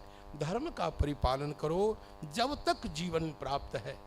वर्ण देखो, हम लोग कोई आकाश से तो टपके नहीं है। किसी जाति में जन्म हुआ, किसी वर्ण में, किसी आश्रम में, चाहे ब्रह्मचारी हैं, चाहे गृहस्थ हैं, वानप्रस्थ हैं, सन्यासी हैं, तो जो भी हमारे लिए नियत कर्म है, नियत धर्म है, उसका परिपालन करो। चाहे 2 दिन का जीवन हो, चाहे 2 अरब जन्म का हो, 2 अरब वर्ष का हो, महत्व इसका नहीं है आप कितना लंबा जिए, कैसे जिए। जितना छोटा सा भी जीवन हुआ तो धर्म पूर्वक आपने जिया है कि नहीं। भगवान ये संकेत करना चाहते हैं, सर्वे क्षयांता निचयाः पतनास्ता समुच्छयाः संयोगाः विप्रयोगान्ताः मरणान्तम च जीवितम। भगवान एक और अच्छी बात कहते हैं। ओह, भगवान कहते हैं, भरत एक बात बताऊं, जब किसी के दाह संस्कार में जाए ना, देखो भगवान कितनी प्यारी बात बता रहे हैं। तो जब किसी के दाह संस्कार में जाए तो जाए और उसका दाह संस्कार हो रहा हो, तो उससे मरने वाले व्यक्ति से कहे कि आप अकेले नहीं जा रहे हैं, कुछ दूर आप आगे बढ़िए, हम भी पीछे से आ रहे हैं। उससे यही कहना चाहिए। आप देखिए श्लोक सुन लीजिए, अहमप्यागमिष्यामि पृष्ठतो भवतामिति। आप उदास मत होइए कि आप अकेले जा रहे हैं, ना ना ना, ऐसे कैसे होगा। आप थोड़ी दूर आगे बढ़िए, पीछे से मैं भी आ रहा हूं। श्री भगवान के श्लोक है, श्लोक नंबर 29, अहमप्यागमिष्यामि पृष्ठतो भगवान भवतामिति। इस प्रकार भगवान ज्ञान परक सुंदर सुंदर उदाहरणों से भक्ति भगवान श्री भरत जी महाराज को धर्म का, आचार का प्रबोध दे रहे हैं। बड़ा भाई हो तो ऐसा हो, तो अपने छोटे भाई को धर्म मार्ग में आसीन करने के लिए जिस युक्ति का अवलंबन लेना पड़े, उस युक्ति का अवलंबन दे। आगे श्री भगवान वाल्मीकि जी ऐसी मंजुल बात कहते हैं। देखिए भगवान राम ने कहा, भरत तुम ठीक कह रहे हो, किंतु पिताजी ने 2 वर दिए। उन 2 वर के अनुसार जैसे मैं प्रथम वर का आदर करते हुए वन के लिए नियुक्त किया गया, वैसे आपको भी वैसे तदनुसार ही करना चाहिए, जैसे पिता की सत्यवादिता कलंकित न हो। भगवान कहते तुम राजा बनकर उन्हें ऋण से मुक्त कर सकते हो तथा मां को प्रसन्न भी कर सकते हो। भगवान कहते हैं, क्योंकि पुत्र किसको कहते हैं? पुण्नाम नरकात् त्रायते इति पुत्रः। पुत्र नामक नरक से पिता को त्राण न दे, वो काहे का पुत्र? तो तुम यथार्थ में पुत्र बन सकते हो धर्मानुसार चल चल करके। और आगे भगवान कहते हैं, पिता को नरक न जाना पड़े, उनको नरक जाने से बचा लो, अयोध्या के राजा बनो, और धर्म पूर्वक प्रजा का शासन करो। तस्मात् त्राहि नरश्रेष्ठ पितरम नरकात् प्रभो अयोध्याम गच्छ भरत प्रकृति उपरंजय। प्रजा का धर्म पूर्वक परिपालन करो। भरत जी को भगवान ने जो इस प्रकार समझाया तो भरत जी क्या बोलते, भगवान के सामने क्या बोलते? तो भरत जी तो चुप हो गए, लेकिन अयोध्या से आए हुए लोगों ने भी कुछ नहीं कहा। लेकिन एक ऋषि हैं, ये बात भी रामचरितमानस में नहीं, जिनका नाम है जाबाली। जाबाली जी ने भरत जी की दशा को देख करके भरत जी की ओर से वकालत करने का निश्चय किया। और जाबाली जी ने कहा कि जाबाली जी ने जो मत रखा लोकायतिक मत है, ये नास्तिकवाद है, भौतिकवाद पर आधारित है। उन्होंने कहा, राम मेरे धर्म वचन को तुम श्रवण करो, पिता की आज्ञा को समादर मिलना चाहिए, पिता की आज्ञा का परिपालन करना चाहिए, ये सब तो बिल्कुल ठीक है। लेकिन पिता होते क्या है, पिता का मतलब क्या है? और पिता का इस शरीर के साथ यही तो संबंध है। रजवीर के योग के कारण हमारा शरीर बना। उधर पिता गए, हो गया जज सीताराम। अब पिता उधर गए, अब हम पिता के लिए ठुन्न ठुन्न रोते रहे, इस बेवकूफी का क्या हिसाब है? अब आपके सामने बताओ, अयोध्या की राज्य लक्ष्मी सज धज करके तुम्हारा वरण करने को तैयार है और तुम यहां धर्म का प्रवचन दिए जा रहे हो। जाबाली जी ने भगवान से कहा कस्य पुरुषो बंधु, कौन किसका भाई, कौन किसका बंधु? एको ही जायते जंतु एकमेव विनश्यते। व्यक्ति अकेला आता है, अकेला मरता है। और जो बेवकूफ होते हैं, आप लोग इसको सही मत समझ लेना, अभी दूसरी पार्टी का प्रवचन चल रहा। तस्मान माता पिता चेती राम सज्जेत यो नरहा। ये माता फिर पिता हैं, ये गुरु जी हैं, पागल होकर के इनके चक्कर में मत फंसो। जाबाली जी कह रहे हैं उन्मत्त सज्ञेयः, मैं तो उसको पागल समझता हूं। पिता के लिए श्राद्ध कर रहा है, तर्पण कर रहा है, हम अरे गया, वो तो गया। कहा ऐसे यदि हम यहां जल दें और पिता को मिलने लग जाए, तो कोई व्यक्ति रास्ते में जाता है और बट खर्चा लेकर के, कलेऊ लेकर के जाता है, उसी का भाई उसके नाम से खा ले, ये जो कलेऊ ले जाने की परंपरा ही नष्ट हो जाएगी। ऐसे किसी यहाँ ब्राह्मण देवता को भोजन कराए और वो भोजन हमारे पिताजी को ट्रांसफर हो जाए और ऐसे कहीं होने लग जाए, तो यहाँ कलेऊ की परंपरा क्यों है जरा बताओ तो? अरे उसके निमित्त यहाँ पत्नी खा ले भरपेट और वो भोजन पति को ट्रांसफर हो जाए, ऐसा तो होता नहीं है। आप देख रहे हैं, इस प्रकार से कठोर बातें वो कहने लगे और यहां तक कह दिया बिहर त्वम अयोध्यायाम। अरे ये सब माता पिता का चक्कर छोड़ो और अयोध्या में ठाठ से बनो राजा और आनंद करो। यथा शक्रः त्रिविष्टपे, माँ बाप कोई नहीं, माता पिता शुक्र शोणित के योग से बालक को उत्पन्न करते हैं। जैसे लिक्षा, ये केश के जो कीटाणु हैं, जंतु हैं, ये सब मरते हैं, जीते हैं और ऐसा कुछ होता नहीं है। सत्यानाश क्यों कर रहे हो अपने यौवन का? धर्म का नाम लेकर के ये फालतू परेशान क्यों हो रहे हो? पिता का नाम लेकर के जो रो रहे हो, क्या मतलब? इतना ही नहीं, अन्नस्य उपद्रवम पश्य लिखा है। ये जो लोग 1,000 व्यक्ति को पिता की मृत्यु के बाद ब्रह्म भोज करा रहे हैं, ये महात्मा क्या कह रहे हैं? अन्नस्य उपद्रवम पश्य, ये अन्न के साथ उपद्रव कर रहे हैं। मृतो ही किमशिष्यति, मरा हुआ व्यक्ति क्या खाएगा बताओ? और ननास्ति परमे तत्कुरु बुद्धिम महामते, जो दिखाई दे रहा है वही है, इसके ऊपर कुछ नहीं है। विशुद्ध प्रत्यक्षवाद, इसी को भौतिकवाद कहते हैं और इसी को चार्वाक मत कहते हैं। चारवाक मत इतना अच्छा क्यों लगता है? यावत जीवेत सुखम जीवेत ऋणं कृत्वा घृतं पिबेत भस्मीभूतस्य देहस्य पुनरागमनम कुतः। पूरे प्रत्यक्ष सिद्ध जो सामने दिखाई दे उसी को मानना है, और जो परोक्ष है उस पर पूर्णतः विश्वास नहीं करना। यही तो चारवाक मत है, प्रत्यक्षवादियों का मत है। जब जावाली जी ने ऐसा कुछ कहा, आपने मूल रामायण में पढ़ा होगा, श्री भगवान राम बड़े गंभीर हैं। समुद्रीव गांभीर्ये धैर्येन हिमवानिव।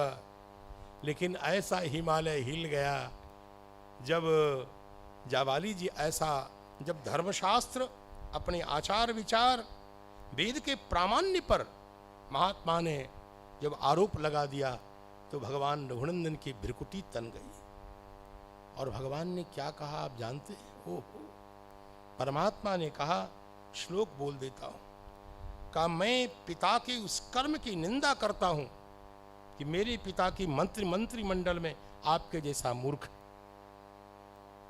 आप ध्यान देखिए भगवान राम कितने नाराज हुए। यदि आप समझदार होते, पता नहीं ऐसे मूर्ख को मेरे पिता ने अपनी चिंतकों की मंडली में रखा। निंदाम्यहम कर्म कृतम पितुस्तत् त्वाम यत्वाम गृह्णात विषमस्थ बुद्धिम। और भगवान ने कहा, बुद्ध्या नैवा विधयम चरंतम सुनास्तिकम धर्म पथादमेत अपेतम। और भगवान ने क्या कहा सुनिए, सही चौरः तथा यथा ही चौरस्य तथा ही बुद्धः तथागतम नास्तिकमत्र विद्धि। अब इस वाक्य को लेकर के कई प्रकार के विचार हो सकते हैं, और ये है भगवान ने तथागत बुद्ध के मत का खंडन कर दिया। कहा वो बुद्ध चोर था। आप समझ रहे हैं, वह बुद्ध चोर था। चोर क्यों कहा? जो वेद के प्रामाण्य का अपहरण करता है, अपहरण करने वाले को ही चोर कहा जाता है। तथागत मत नास्तिक मत है, भगवान राम कह रहे। आप सोच सकते हैं, हम तो कहते हैं वाल्मीकि रामायण लाखों वर्ष पहले की रचना है, और बुद्ध तो अब हुए, और बुद्ध का नाम कैसे आया? बुद्ध का नाम ही नहीं, तथागत का नाम भी आया है। इसका अर्थ है कि इस कलयुग से पहले वाला जो कलयुग था, जिसमें बुद्धावतार हुआ, भगवान उस पूर्व कल्प के, पूर्व युग के चतुर्युगी का जो क्रम था, उस चरित्र का अनुसंधान करके बोल रहे हैं। इसलिए ये नहीं मानना चाहिए कि बुद्धावतार के बाद वाल्मीकि रामायण की रचना हुई, आदि आदि आदि, ये बहुत कच्ची बात हो जाएगी। जो भारतीय वैदिक परंपरा का की जो काल गणना है, काल व्यवस्था है, उसको समझे बिना व्यक्ति ऐसा आरोप लगा सकता है। तथागतम नास्तिकमत्र विद्धि। और श्री भगवान ने कहा, आप धर्म प्रवचन करते हुए से प्रतीत तो हो रहे हैं, लेकिन आप धर्म कुछ नहीं जानते। धर्म पूर्णतः प्रत्यक्ष अनुमान उपमान पर व्यवस्थापित नहीं है। धर्म संपूर्णतः वेद पर व्यवस्थापित है। वेद प्रणहितो धर्म, वेदोखिलो धर्म मूलम। धर्म के मूल में वेद है, अखिल धर्म मूल है, अखिल वेद धर्म का मूल है। श्री भगवान ने कहा, महाराज आचार प्रभवो धर्म, धर्म आचार प्रधान, स्मृति के द्वारा व्यवस्थापित है। और ऐसे भी जिस पिता ने हमें सब कुछ दिया है, अर्थ धर्म काम मोक्ष का संपादक ये शरीर दिया है, हम एक बार धर्म की मर्यादा को नहीं माने तो भी उस पिता के उत्कर्ष के लिए यदि हम शास्त्रवेद आचार करते हैं तो क्या दिक्कत है? यह औचित्य सिद्ध है। और भगवान ने बहुत बड़ी बड़ी बातें कही हैं। श्री भगवान ने अनेक शास्त्र सिद्ध वचन कहे हैं। भगवान ने कहा, आपका ये प्रवचन प्रत्यक्ष सिद्ध है, शास्त्र सिद्ध नहीं है। वैदिक धर्म का उपहास भगवान ने कहा, आप कहाँ प्रकट हुए हो? भारत में ना। भारत कर्म भूमि कहलाता है। यहाँ अपने नियत कर्तव्य का पालन यह मानव मात्र के लिए विहित है। शास्त्र श्राद्ध आदि शास्त्रों की आचार की निंदा जब जाबाली जी ने की, भगवान से सहन नहीं हुआ। अमृष्यमान पुनरुग्र तेजा। और उसके बाद भगवान ने अनेक प्रकार से स्मृति सिद्ध आचार, 4 वर्ण और 16 प्रकार के भिन्न भिन्न आगम सिद्ध आचार, सबका जब संस्कार का वर्णन किया और सिद्ध कर दिया वैदिक धर्म को, वैदिक धर्म की स्थापना के बाद भगवान ने कहा कि मुझे बहुत संकोच है। तब डर गए जाबाली जी, और जाबाली जी ने अंतिम में कहा, भगवान आप मेरे वक्तव्य को सुन करके आप मेरे ऊपर नास्तिकत्व का आरोप नहीं लगा सकते, क्योंकि मैंने ये बात भावुक होकर के कही है।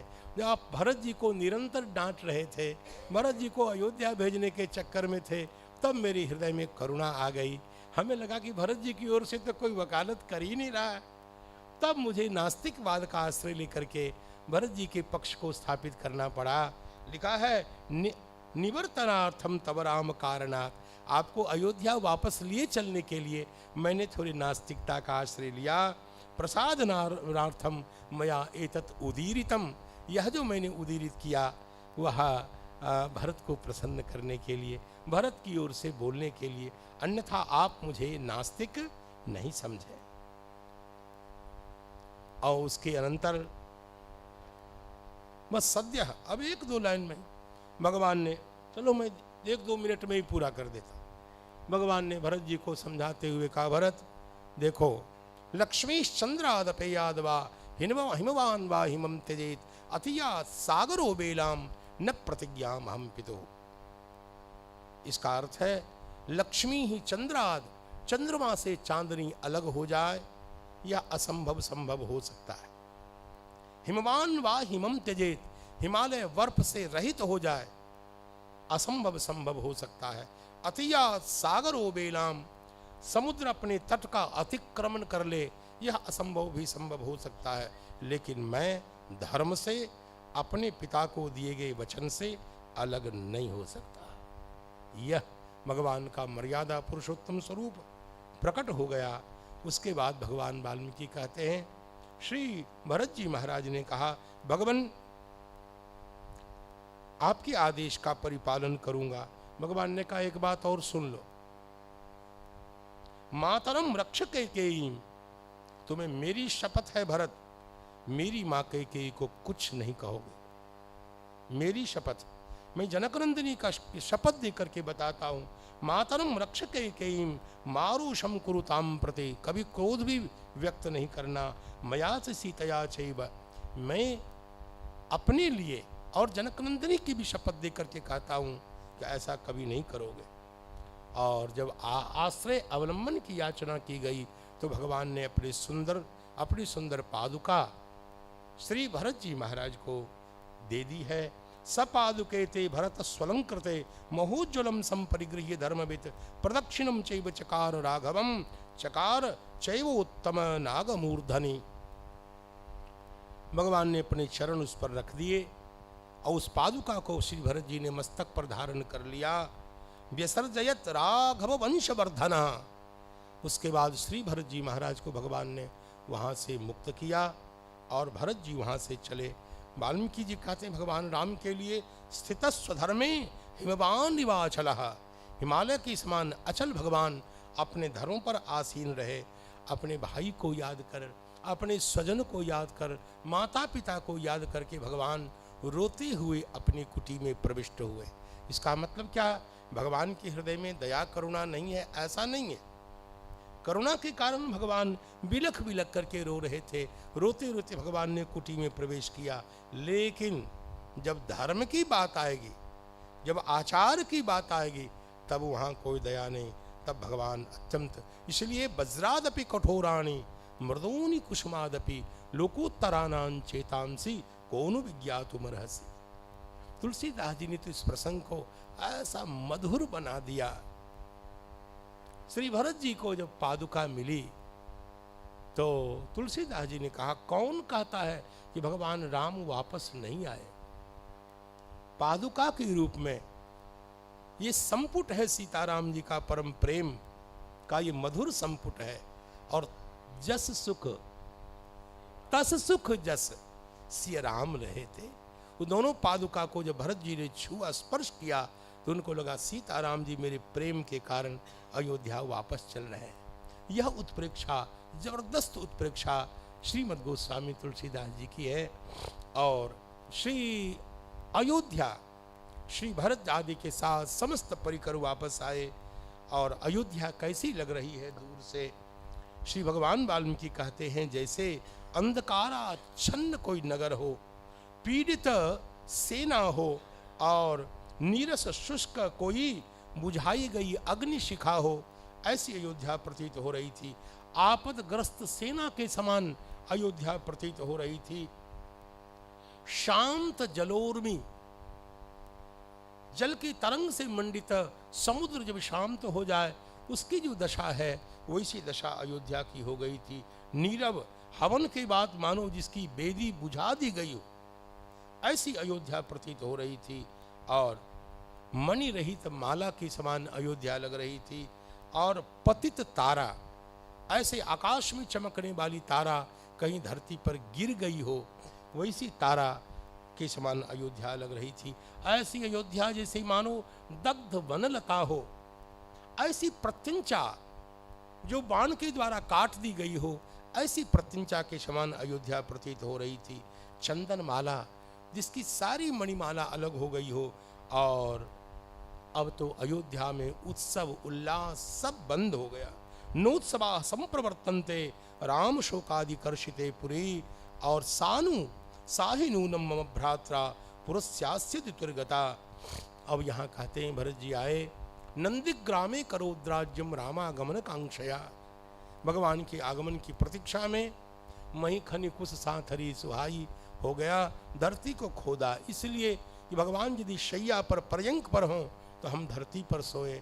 जब भगवान धरती पर विराज रहे हैं तो मुझे कहाँ रहना चाहिए, ऐसा चिंतन करके धरती में गुफा बना करके भरत जी निवास करते हैं और भगवान के आगमन की प्रतीक्षा करते हैं। देह दिनहु दिन दूबर होई, और सब तेज मुखमंडल कम रहा इत्यादि। लेकिन जो पुष्ट हो रहा है, गोस्वामी जी ने कहा एक वस्तु है जो धीरे धीरे पीन होती जा रही है, नित नव राम प्रेम पन पीना। वो राम प्रेम विकसित हो रहा है। यहाँ भरत जी का चिंतन एक ही प्रकार का है और वो एक श्लोक बोल देता हूँ। कदानु खलु में भ्राता, वह कब पवित्र मंगलमय समय आएगा जब मेरे भाई महोत्सव के समान अयोध्या आएंगे। जनयिष्यत्युध्यायाम, अयोध्या में महान उल्लास प्रकट करेंगे। ठीक जैसे ग्रीष्म ऋतु में बादल आकर के पूरे वातावरण को आह्लादित कर देता है, वैसे भगवान राम कब आएंगे। इसी चिंतन में श्री भरत जी महाराज निरंतर भगवान की प्रतीक्षा कर रहे हैं। मुझे लगता है समय एकदम ठीक ठिकाने आ गया, कुछ बढ़ ही गया है तो क्षमा याचना पुरस्सर। और कथा में संजात सकल त्रुटियों के लिए श्री हनुमान जी महाराज के चरण कमल में वंदन करता हूँ। और कथा की किंचित भी सुंदरता हो, वो सुंदरता समग्र कथा के साथ श्री जनक नंदिनी जगदम्बा के चरणों में समर्पित कर रहा हूँ। क्योंकि जैसे नन्हा बच्चा 2 रुपए भी कमा करके लाता है, जब माँ के हाथ में रखता है तो 2 रुपए कोई बच्चा कमा करके माँ के हाथ में रखता है तो माँ की आँख में और चित्त में जो प्रसाद और आह्लाद चमकता है वो दुनिया में कहीं नहीं। इसलिए मैं बार बार, आप सोचते होंगे ये कैसे हैं, ये बार बार एक बार भी राम जी का नाम नहीं लेते, हद है, विचित्र आदमी है ये। तो सही बात यह है कि जगदम्बा के चरणों में अर्पित करता हूँ। 2 रुपए कमा करके माँ के हाथ में देने का आनंद एक दूसरा है। तो ऐसी जगदम्बा के चरणों में वंदन। और कथा की समग्रता के लिए, कथा की परिपूर्णता के लिए, कथा की सांगता के लिए और कथा की निर्विघ्नता के लिए जो परम पावन मंगल में नाम है वो है श्री राम जय राम जय जय राम। श्री राम जय राम जय जय राम। सीताराम जय सीताराम।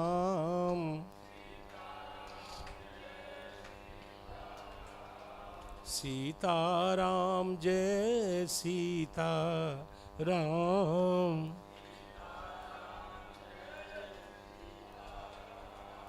सीताराम जय सीताराम।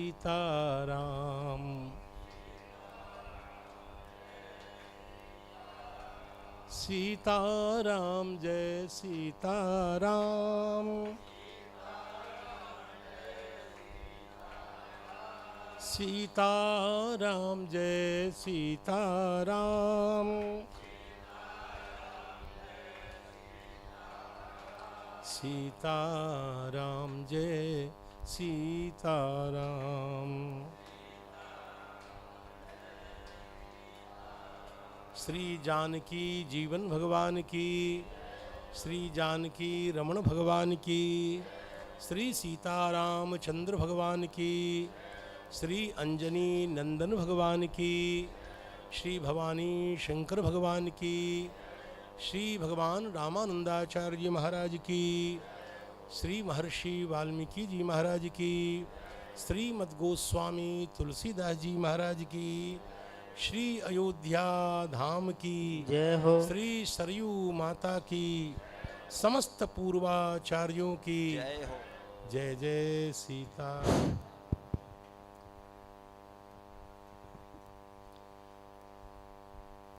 आचार्य चरणों में मैं बाग सुमन समर्पित करूं और आप सब लोगों की ओर से आप उसे ये माने कि हम सब समर्पित कर रहे हैं। पद पद पधार जाए, अभी आरती होगी। एक जो मेरे मन में बहुत पहले से भाव था कि पूरे भरत चरित्र का सार क्या है, तो आज उसकी पुष्टि हुई व्यास गद्दी से। और इस पर मैंने ऐसे डायरी में बहुत कुछ लिखा था। प्रेम अमीय, इसको एक बार जो गुरु जी ने कहा है प्रारंभ में ही, इसकी व्याख्या जानकर समग्र भारत चरित्र को हम समझ पाएंगे।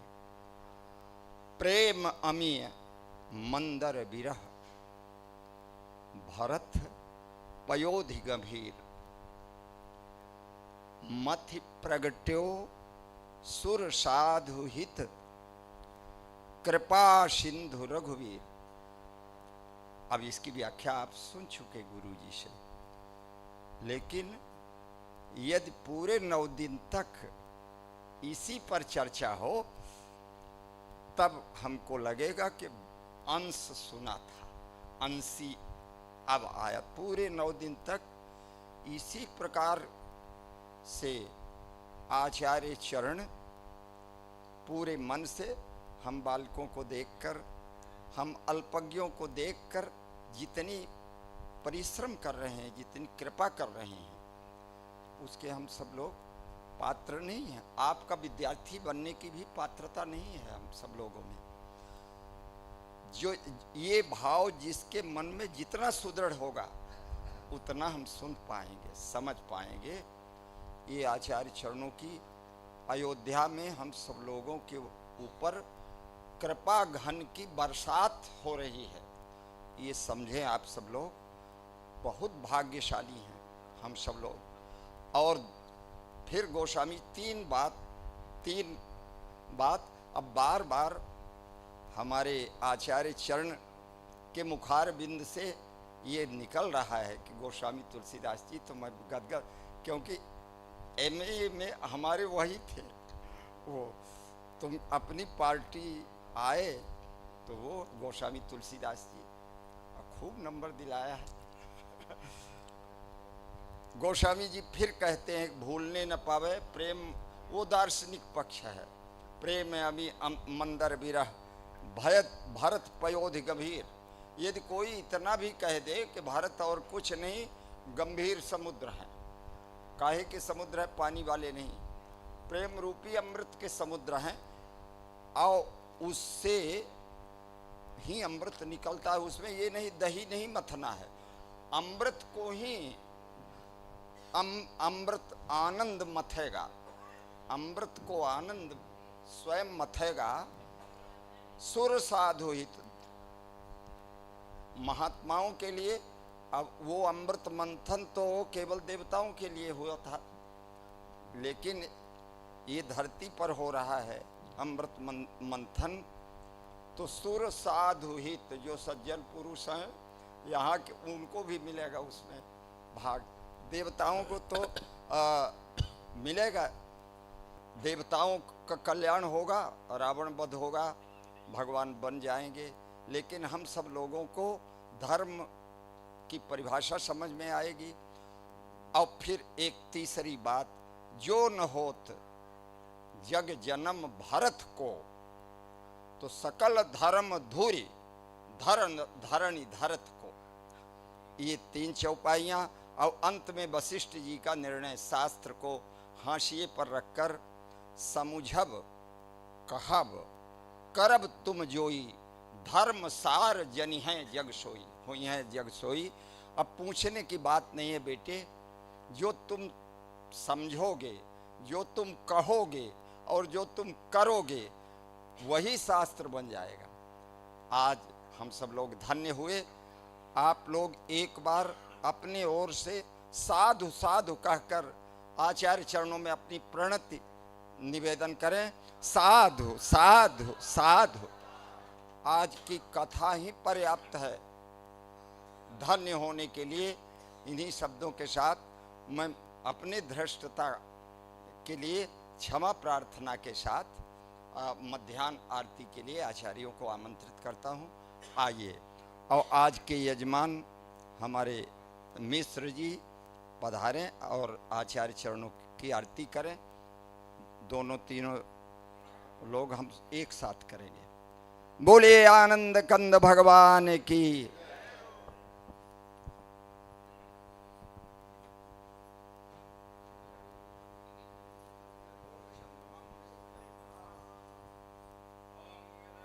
हवे प्रजननं मे सुदसवीर गुम सर्वगण गुम सुसये आत्मा सन प्रजा सन पशु सन लोक सन भय सन अग्नि प्रजां बहुलां मे करो तन्नं पयोरेतु अस्मा सुधात्तम्। ओम चंद्रमा मनसो ज्ञात चक्षुः सूर्यो अजायत श्रोत्रद्वायुष प्राणश मुखादग्निरजायत।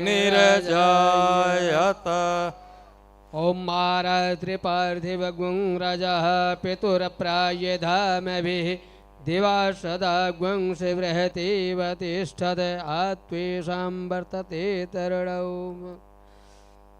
चंद्रादित्यौ च धरणी विद्युदग्निस्तथैव च तथैव सर्वज्योतिषि आरार्तिक्यं प्रतिगृह्यताम्। आरार्तिक्यं समर्पयामि। बोलिए आनंद कंद भगवान की, भक्त वत्सल भगवान की, वेद भगवान की, श्रीमद् वाल्मीकि रामायण भगवान की, श्रीमद् वाल्मीकि रामायण भगवान की, श्री अयोध्या धाम की, श्री राम जन्मभूमि की जय, श्री कृष्ण जन्मभूमि की जय, काशी विश्वनाथ भगवान की जय, गंगा मैया की जय, जमुना मैया की जय, सरस्वती मैया की जय, सरयू माता की जय, सत्य सनातन धर्म की जय, धर्म की जय हो, धर्म की जय हो, अधर्म का नाश हो, अधर्म का नाश हो, प्राणियों में सद्भावना हो, प्राणियों में विश्व का कल्याण हो, विश्व का कल्याण। भारत माता गौ माता गंगा मैया की जय, जय जय श्री सीता, जय श्री राम।